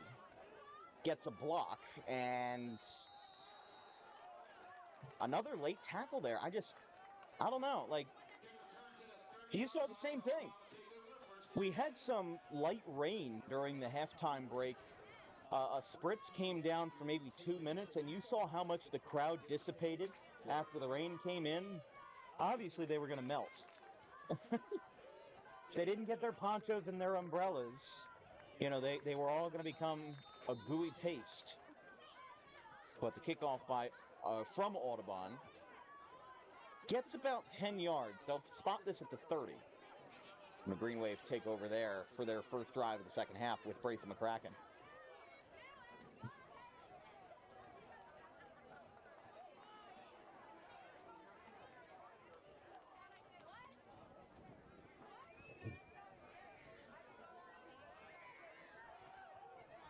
Line drive caught. There you go. I'm getting something. We're not supposed to take the patty. Not in our gates to the team.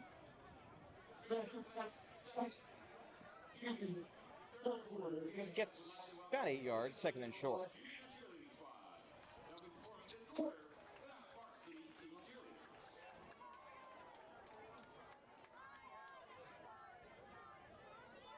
Second and maybe 3.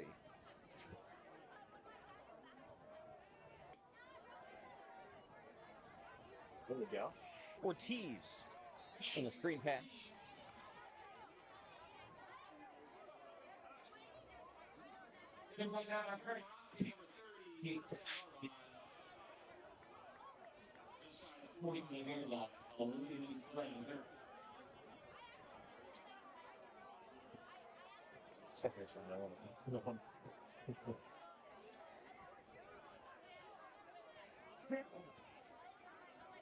First and 10. McCracken, incomplete, intended for Paddock.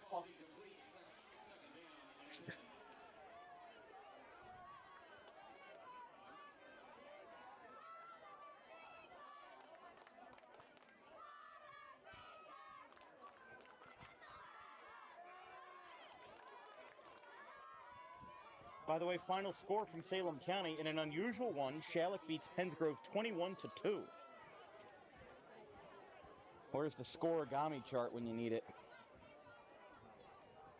Oh, snap is fumbled. That'll bring him to third and long. That will be a loss of about 8 or 9 yards on the fumble.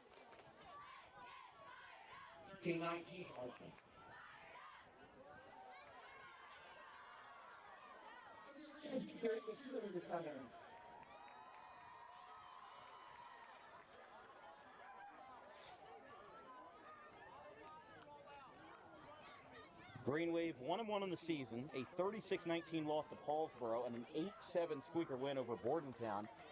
Game where they got a TD in the last 10 seconds. McCracken rolls out to the right after the fumble. It's caught by Pilla, and he will hug the sideline. He'll get down about 3 yards short. Look at Ortiz has got to adjust his shoulder pad and get it back in there. It's going to be fourth and short. They'll keep the offense on the field, as they should. Honestly, at this point, I think when you're down 26 at the half, what can go wrong? Yeah. You know, I hate to say it, and I don't want to be a Debbie Downer, but you don't have much to lose. And these guys need a little spark that can help get the gears turning for what could be a potential comeback on 4th and 2. Another low snap. McCracken again hit hard as he throws. Home run ball way wide right, and McCracken is down. He got hit hard as he was throwing. They're going to stop clock was stopped anyway for the incompletion, but he got helped up by number 50, Finn King. And the lineman King gets himself shaken up, or I should say McCracken got shaken up on the incompletion. That'll be a turnover. Pennsville will take this one for the 45.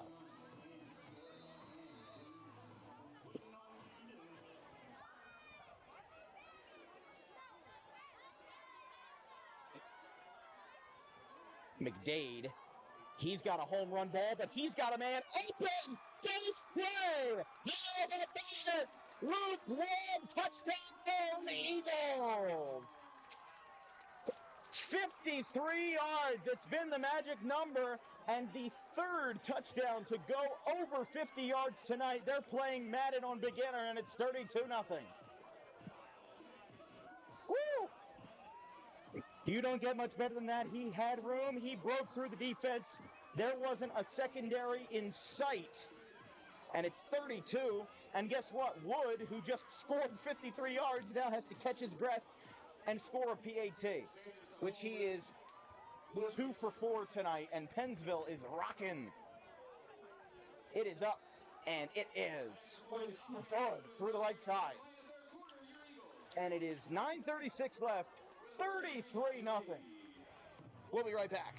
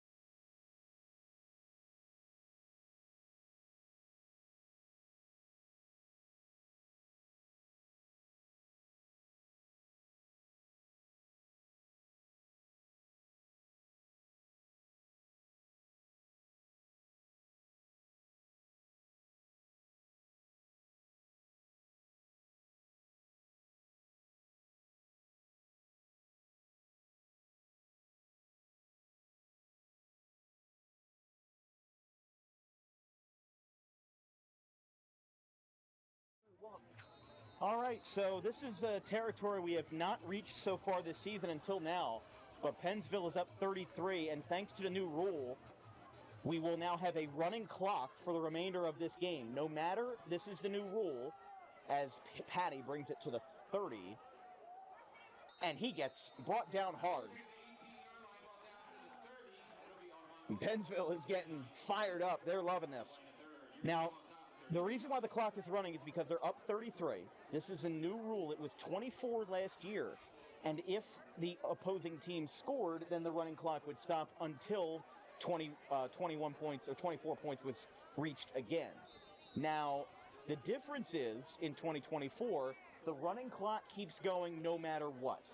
So, even if Audubon scores, they could make this a one-score game miraculously, and the running clock would still go. It only stopped for injuries, timeouts, penalties, and touchdowns. Ortiz in motion. Snap to McCracken. Immediately gets brought up by number 51 in the defensive line. Excuse me, that's 61. Jacob Hands uses his hands to bring down Patty.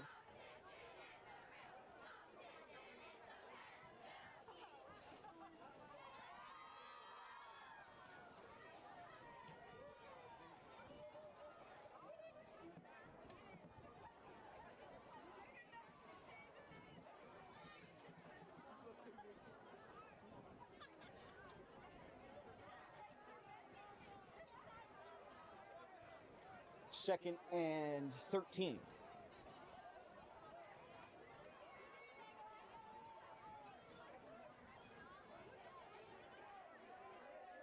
McCracken again with a running pass. There's a flag at the line of scrimmage. Patty does a somersault and is hit late. Whole bunch of late hits from Pennsville. And you can see Finn King put his hands over his head there. This penalty might be going back. Is it offensive holding? Yeah, got to be an offensive hold. So, not a good sign for the Green Wave.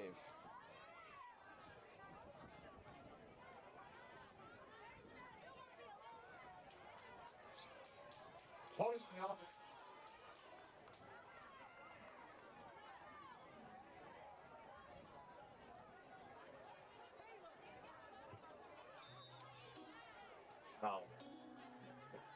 Well, it is fitting considering the Phillies are winning 8-2. Alec Boehm, 3-run home run. I wish I could watch it.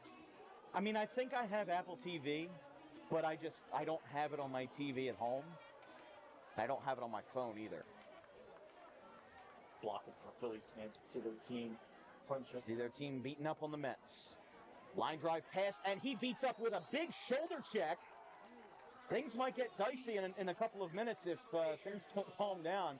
But this happened last year with Keansburg and Pennsville. I mean, there's just a lot of big hits. Audubon now getting kind of tossed around.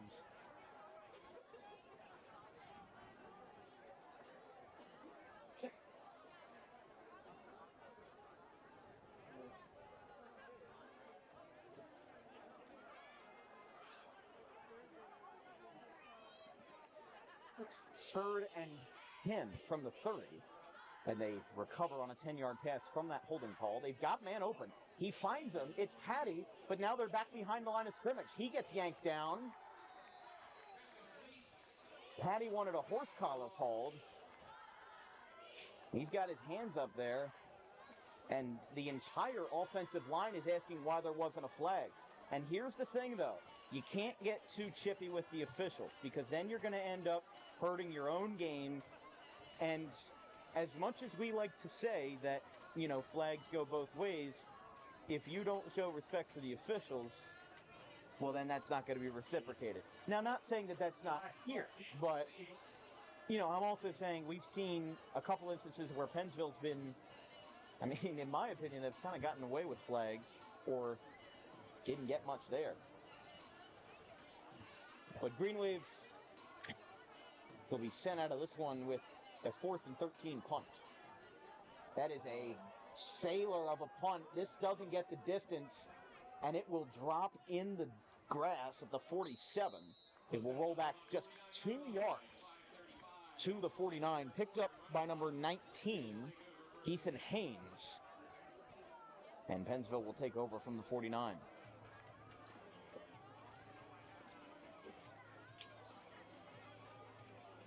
But like I said, you know, Audubon right now, and I kind of feel bad, you know, because these guys are a very respectable program.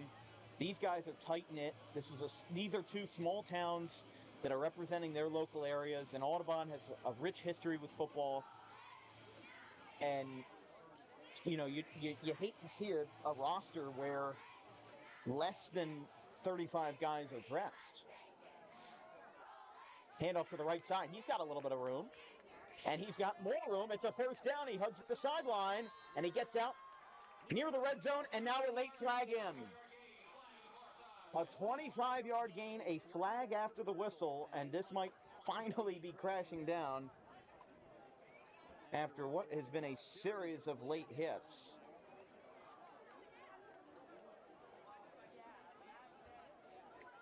I didn't see too much there because it was on the far sideline.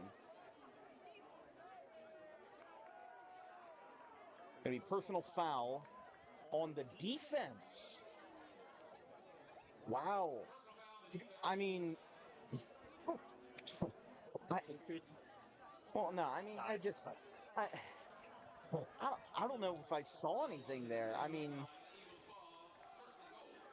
wow.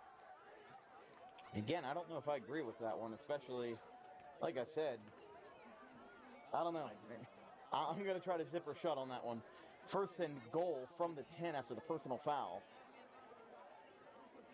McDade with a high snap. And Rios on the carry. Gets 2 yards.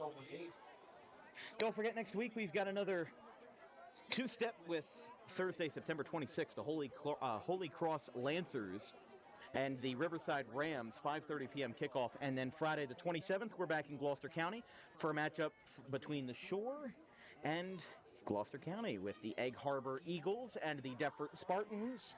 2 big schools duking it out on Friday, September 27th. And then right now, working on Collingswood and Haddon Township for Saturday the 28th. That would be a 10 a.m. kickoff, bright and early. Hand off to the left side. Gets tripped up at his feet. Rios again takes this one. We are at 3:30 left in the third. Like we said, if you're just joining us, there is a running clock because of the score. This is the first, a real testament to the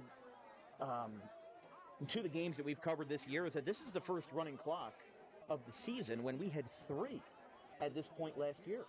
We had, I'm not going to sugarcoat it. We had a lot of bad games last year for high school football.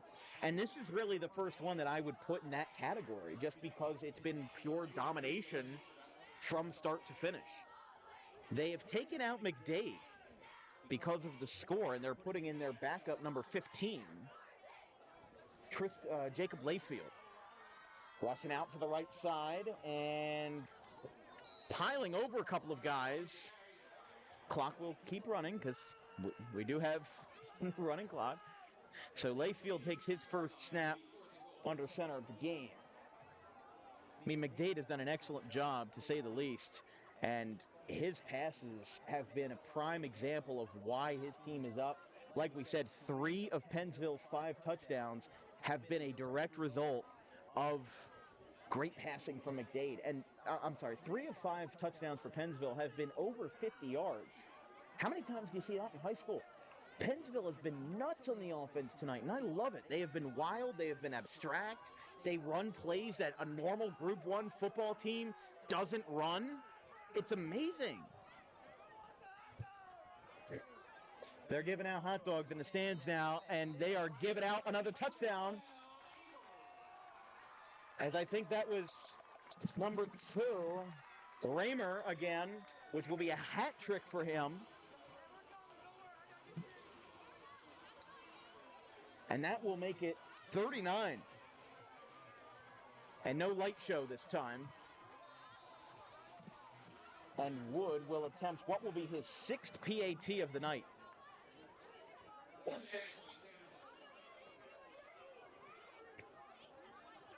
That is up, away, and good. He is 4 for 6 on PATs tonight, and it is an even 40-0 in what has been a beatdown over the Green Wave. We'll be right back. Clock stops at 1:51 due to the touchdown, and we'll be right back.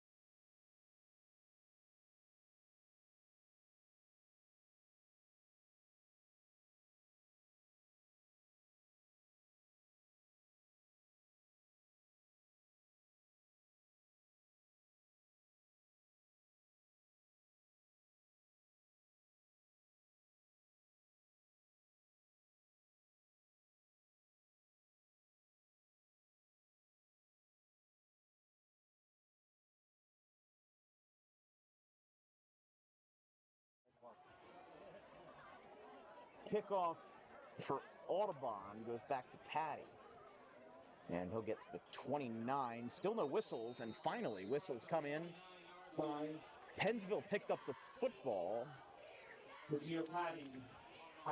it looks like it'll be Audubon ball after it was picked up by Rios. I believe that was Raymer on the last touchdown. And if it was, that would be a hat trick for the senior running back.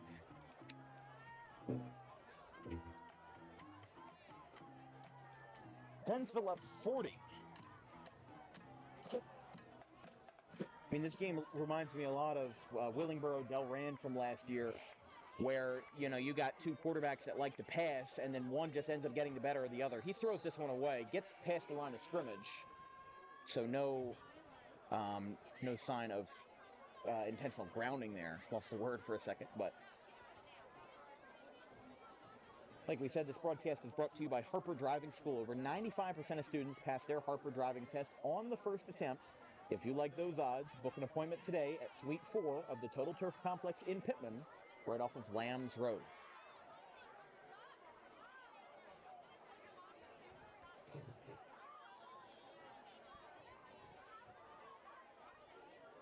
McCracken rolling out to the left, passes it while moving backwards and doesn't find a receiver there. I think Gilbert was the intended target, but he wasn't anywhere close to the ball. I think he got held up in defensive traffic. And this will end the third quarter as the clock runs down, and in a brief third quarter, Pennsville tags on another 2 touchdowns, one to trigger the running clock, and they are 12 minutes away from a dominant victory here in Salem County. We'll be right back.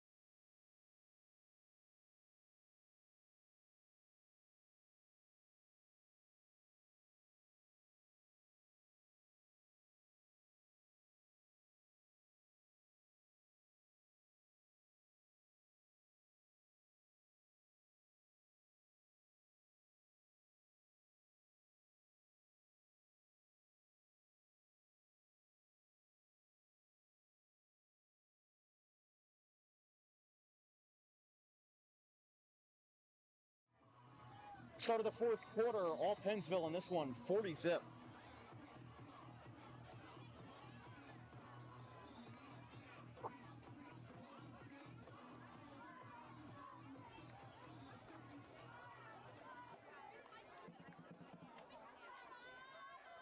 Third and 10 as Green Wave riffed off the last 15 seconds of the quarter to end the third. Pass is complete. Couldn't tell who picked up the reception there, but this is going to be about a yard or 2 short. Looks like Jorge Ortiz on the completion. And hey, I mean, silver lining for the Green Wave is that he has had a really good night, for as little as the Green Wave have unfortunately accomplished. He has had some great receptions and some great rushes as well. But, I mean, there's big plays, and you have to string those together in order to make a good drive. And for these guys, they have to work a little bit harder to get those big drives. Like I said, I think the furthest the Green Wave have been is inside the 30 of the opposing territory. They have not reached the red zone at all. I mean, that's one thing not to score, but not to even sniff the red zone is really a testament to how much Pennsville is dominated in this one. Ortiz with a flip. McCracken with the underhand toss. And that will be enough for a Green Wave first down. I mean, hey, if they can even salvage a score, I think that would be a nice silver lining for them. Nobody wants to go home in a shutout. And that is always a hard pill to swallow when you can't score in 48 minutes.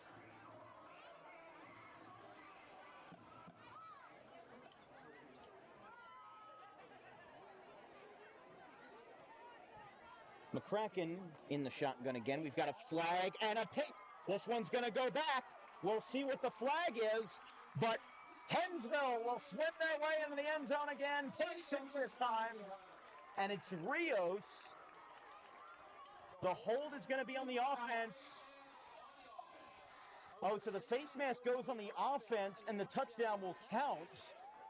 So despite the face mask, they get it done anyway, and it's 46-0 as McCracken gives up his first pick of the night.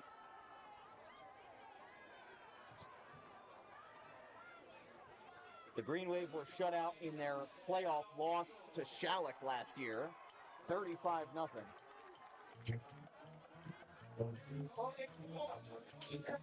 Luke Ward for his 7th extra point of the night.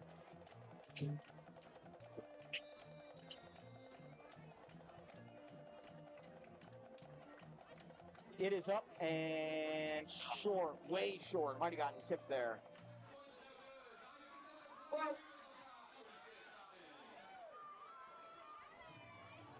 You can still smell that nice ocean breeze. Or not ocean breeze, river breeze. Still, it reminds me of the shore, right? And the dog days of summer are officially behind us. I believe today was the first day of fall. But we might be I mean, it's around that time, 20th, 21st of the month.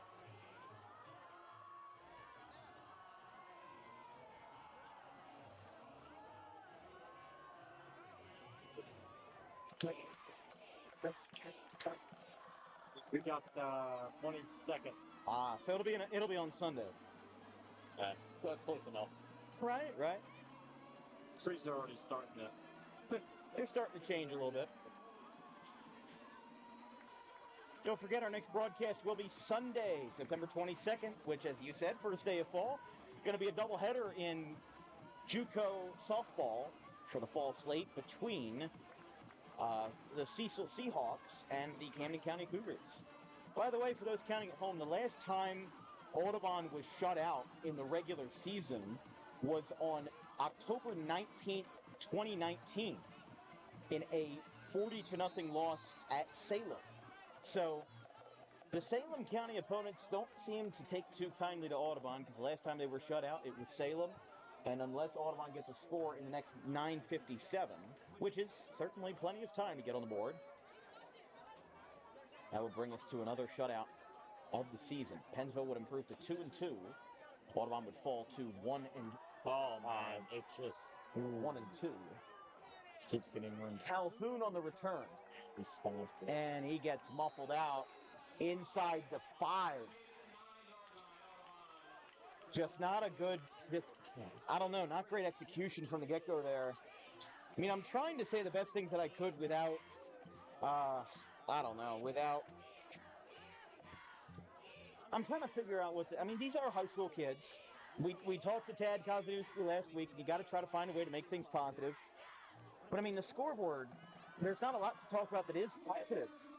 You could talk a lot of positives about Pennsville tonight. The fact that Robbie McDade has been an excellent passer. He has blown everybody away with his ability as a junior, class of 26. And the running clock again resumes. 9 minutes left in the 4th. Caught on the right side. Caught to Gilbert.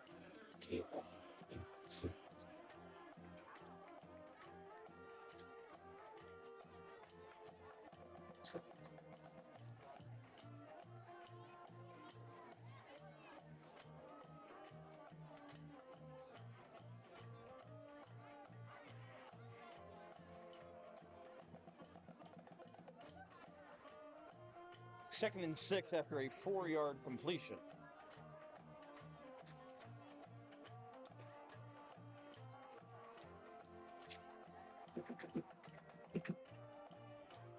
Over the middle.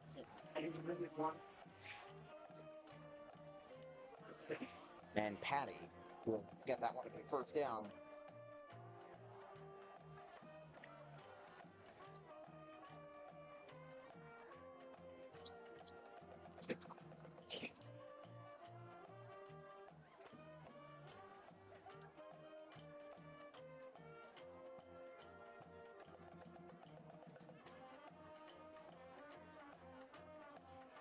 Upcoming this week on DWB, Sunday, the September 22nd doubleheader in JUCO softball between Cecil and Camden County.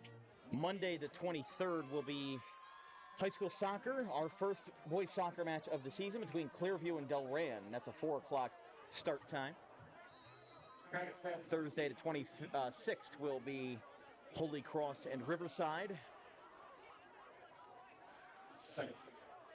And then Friday the 27th, Egg Harbor and Deptford, again working on getting a game for the 28th. As we said, after tonight, if Audubon falls in this one, they'll fall to 1-2. Their next game is versus West Deptford on Saturday the 28th, their next home game. And for the Eagles, they'll improve to 2-2 in this 2024 campaign with a 2-1 record in the Patriot Division. Here comes a pass out to the left. Line drive caught by number 8, Pillow.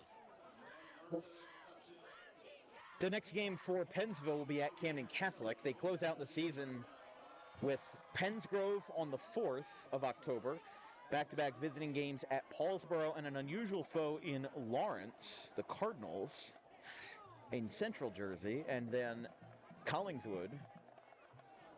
That'll be an interesting matchup. I mean, this is the thing that I like seeing about Audubon and Pennsville, is that these are two teams that don't see each other a whole lot. They're not in the Colonial Conference. They're only playing each other because of the WJFL. And, hold on, we got a flag at the line of scrimmage. Got to be a false start. Yep, got a false start here on the offensive line. That'll bring him back 5 yards. But, I mean, you know, look, these guys have played each other, I think, once on a DWB stream. Might have been twice, because baseball and softball playoffs in 2023. Obviously, the first time since 2010, when Brian Flacco was on the team, that these two have played each other in football, and it was at Audubon, at Pennsville, 27-25 final.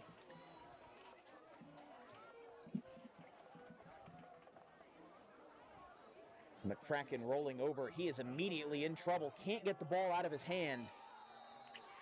And he is down for second and long.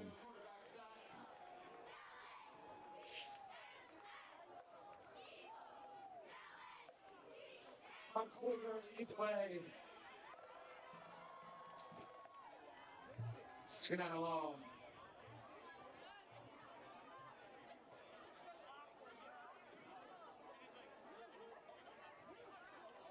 This is our second time at Lou D'Angelo Stadium. It's always a pleasure to be here. The athletic director, Jameson, always very welcoming, very kind. And Mike Healy, of course, one of the kindest coaches in South Jersey, who runs a great program. Another low snap over the middle. Caught. No, it's going to be incomplete. Intended for Pilla.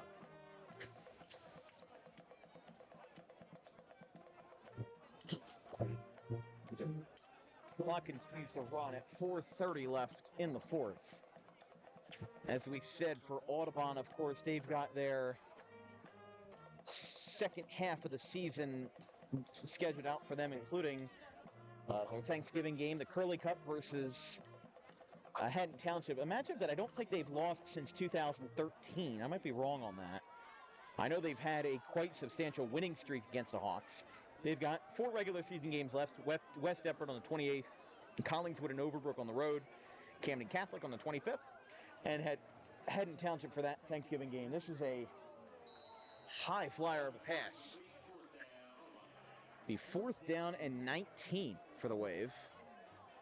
And a unlucky drive has gotten even worse. As a nice ovation coming out from the Pennsville faithful. They love to see it. Yeah, especially from the student section. They are very happy to see this result from Pennsville.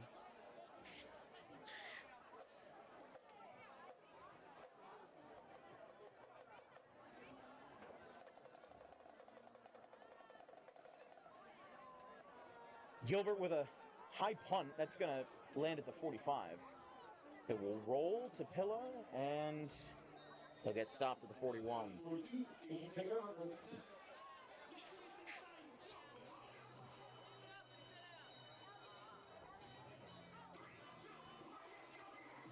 So we're still running with 2:47 left.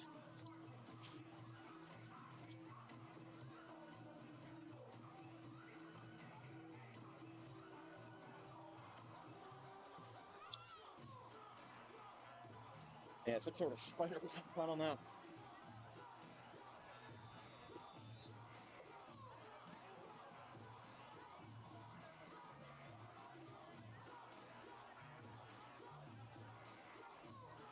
So Pennsville just needs a couple of runs to send this game out with 2 minutes and a chunk of change left.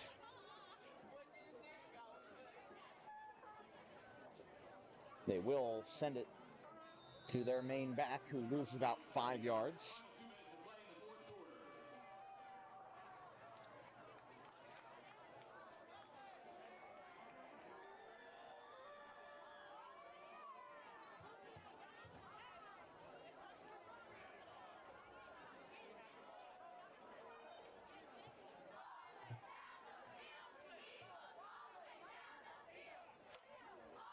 minute and a half left.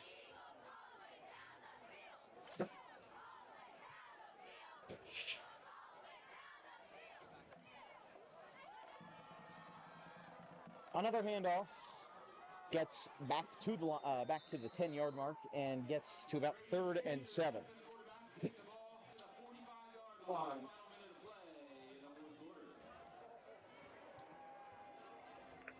So got just over a minute left.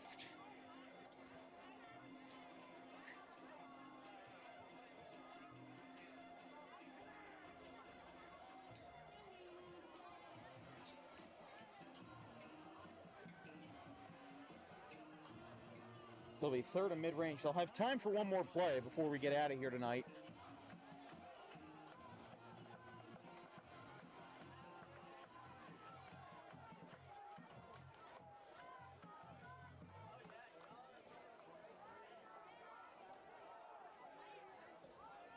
Third and mid-range. Another handoff.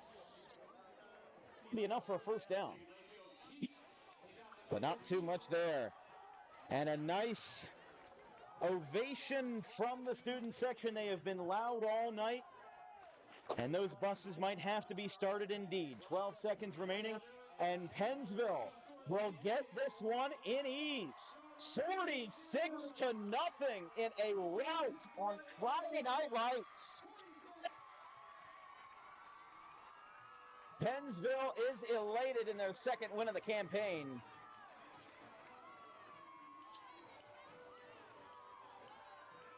Man, what a night for Pennsville. I mean, wow, there is not a whole lot to say. Pennsville was in it to win it from the opening kickoff. You had a feeling as soon as things started to go right for Pennsville, they would continue that for the rest of the night. But no hard feelings here, because this is a hard-working Pennsville team, and they're going to have a lot of success going down the line. They lost to Gloucester early on in the season. They got their first win in week 2, now getting their footing back. And a very excited Eagles program with Mike Healy will go to the locker room. And by the way, a little bit of history for you. This is the first time since Thanksgiving Day 2013, which was November 27th, 2013, that the Eagles won by 45 or more in a 46-0 win over Pennsgrove. So first win for Pennsville of over 45 since Thanksgiving of 2013. It's been 11 years.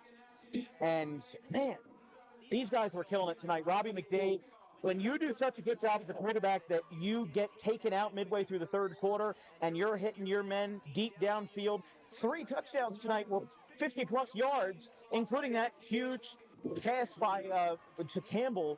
They did an amazing job, and Pennsville just was in it to win it from the beginning. Yeah, I mean, like you said, there was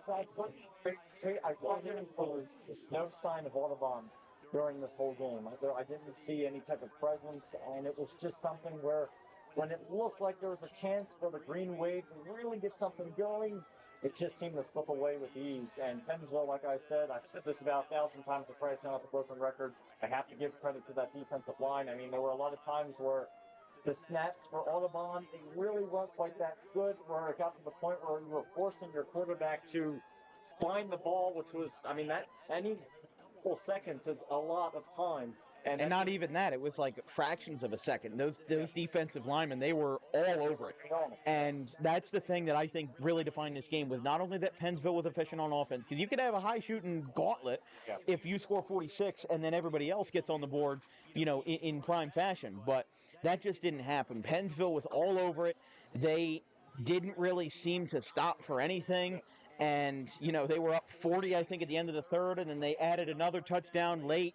These guys were in it for all 48 minutes, and I'll agree with you there. I mean, it felt like when McCracken's passes were on target, the receivers didn't catch them, and when they were off target, the receivers just didn't have a chance. And, it was a bit of an inconsistent showing, but he's got room to improve. He's a very good quarterback. I know that. You don't become a top 10 passer in South Jersey, or at least a returning passer, without having a good skill set. And I think also another thing that changed is that, I don't want to put any technicalities to blame here, but you also kind of have to look at that division realignment for WJFL. I think that for this 2-year cycle, Audubon might struggle in this 2-year cycle, and it's not going to be their fault. I'll say it out loud right here. Not really their fault. I think that the freshmen, this is a very young team. I mean, you had maybe 6 or 7 starters that were underclassmen, and you also have to figure out what is the best solution for you going forward. And they're also going to need a new quarterback in 2025. Yeah. And whether it's, Jude Collins or whoever, they need somebody that's going to anchor this team for the future. They don't have a junior waiting in the wings. The guy they have waiting in the wings once McCracken walks in June is going to be a sophomore. So he'll have 3 years to develop. And I think that will be a little different for Audubon to adjust. They're in a tough division with Camden Catholic. They're in a tough division with Overbrook, West Effort, and Pennsville being one of them as well. This is not going to be easy for Audubon, I think, and I don't say that to be mean. No. I say that as an honest truth of, I just think they were placed too high. And you see teams succeed when they're placed in positions that help them succeed. But the WJFL, I mean, look, we've seen already this year, they're like Williamstown last year. They were placed in the highest division, the American, with Millville, Winslow, St. Augustine, all these powerhouses. And they went 0-9 because they couldn't adjust to them. But then they got bumped down, and now they're doing good. Now they're getting themselves wins, and they're getting themselves up to a good program this year.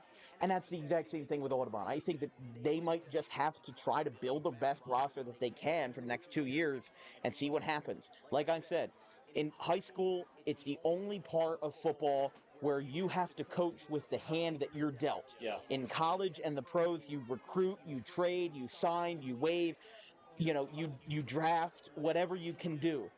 You're kind of running the lottery here. Yeah. And that's what makes or breaks some programs. Some transfers come in, obviously, and that changes things a little bit, but we haven't had one of those for Audubon in a long time.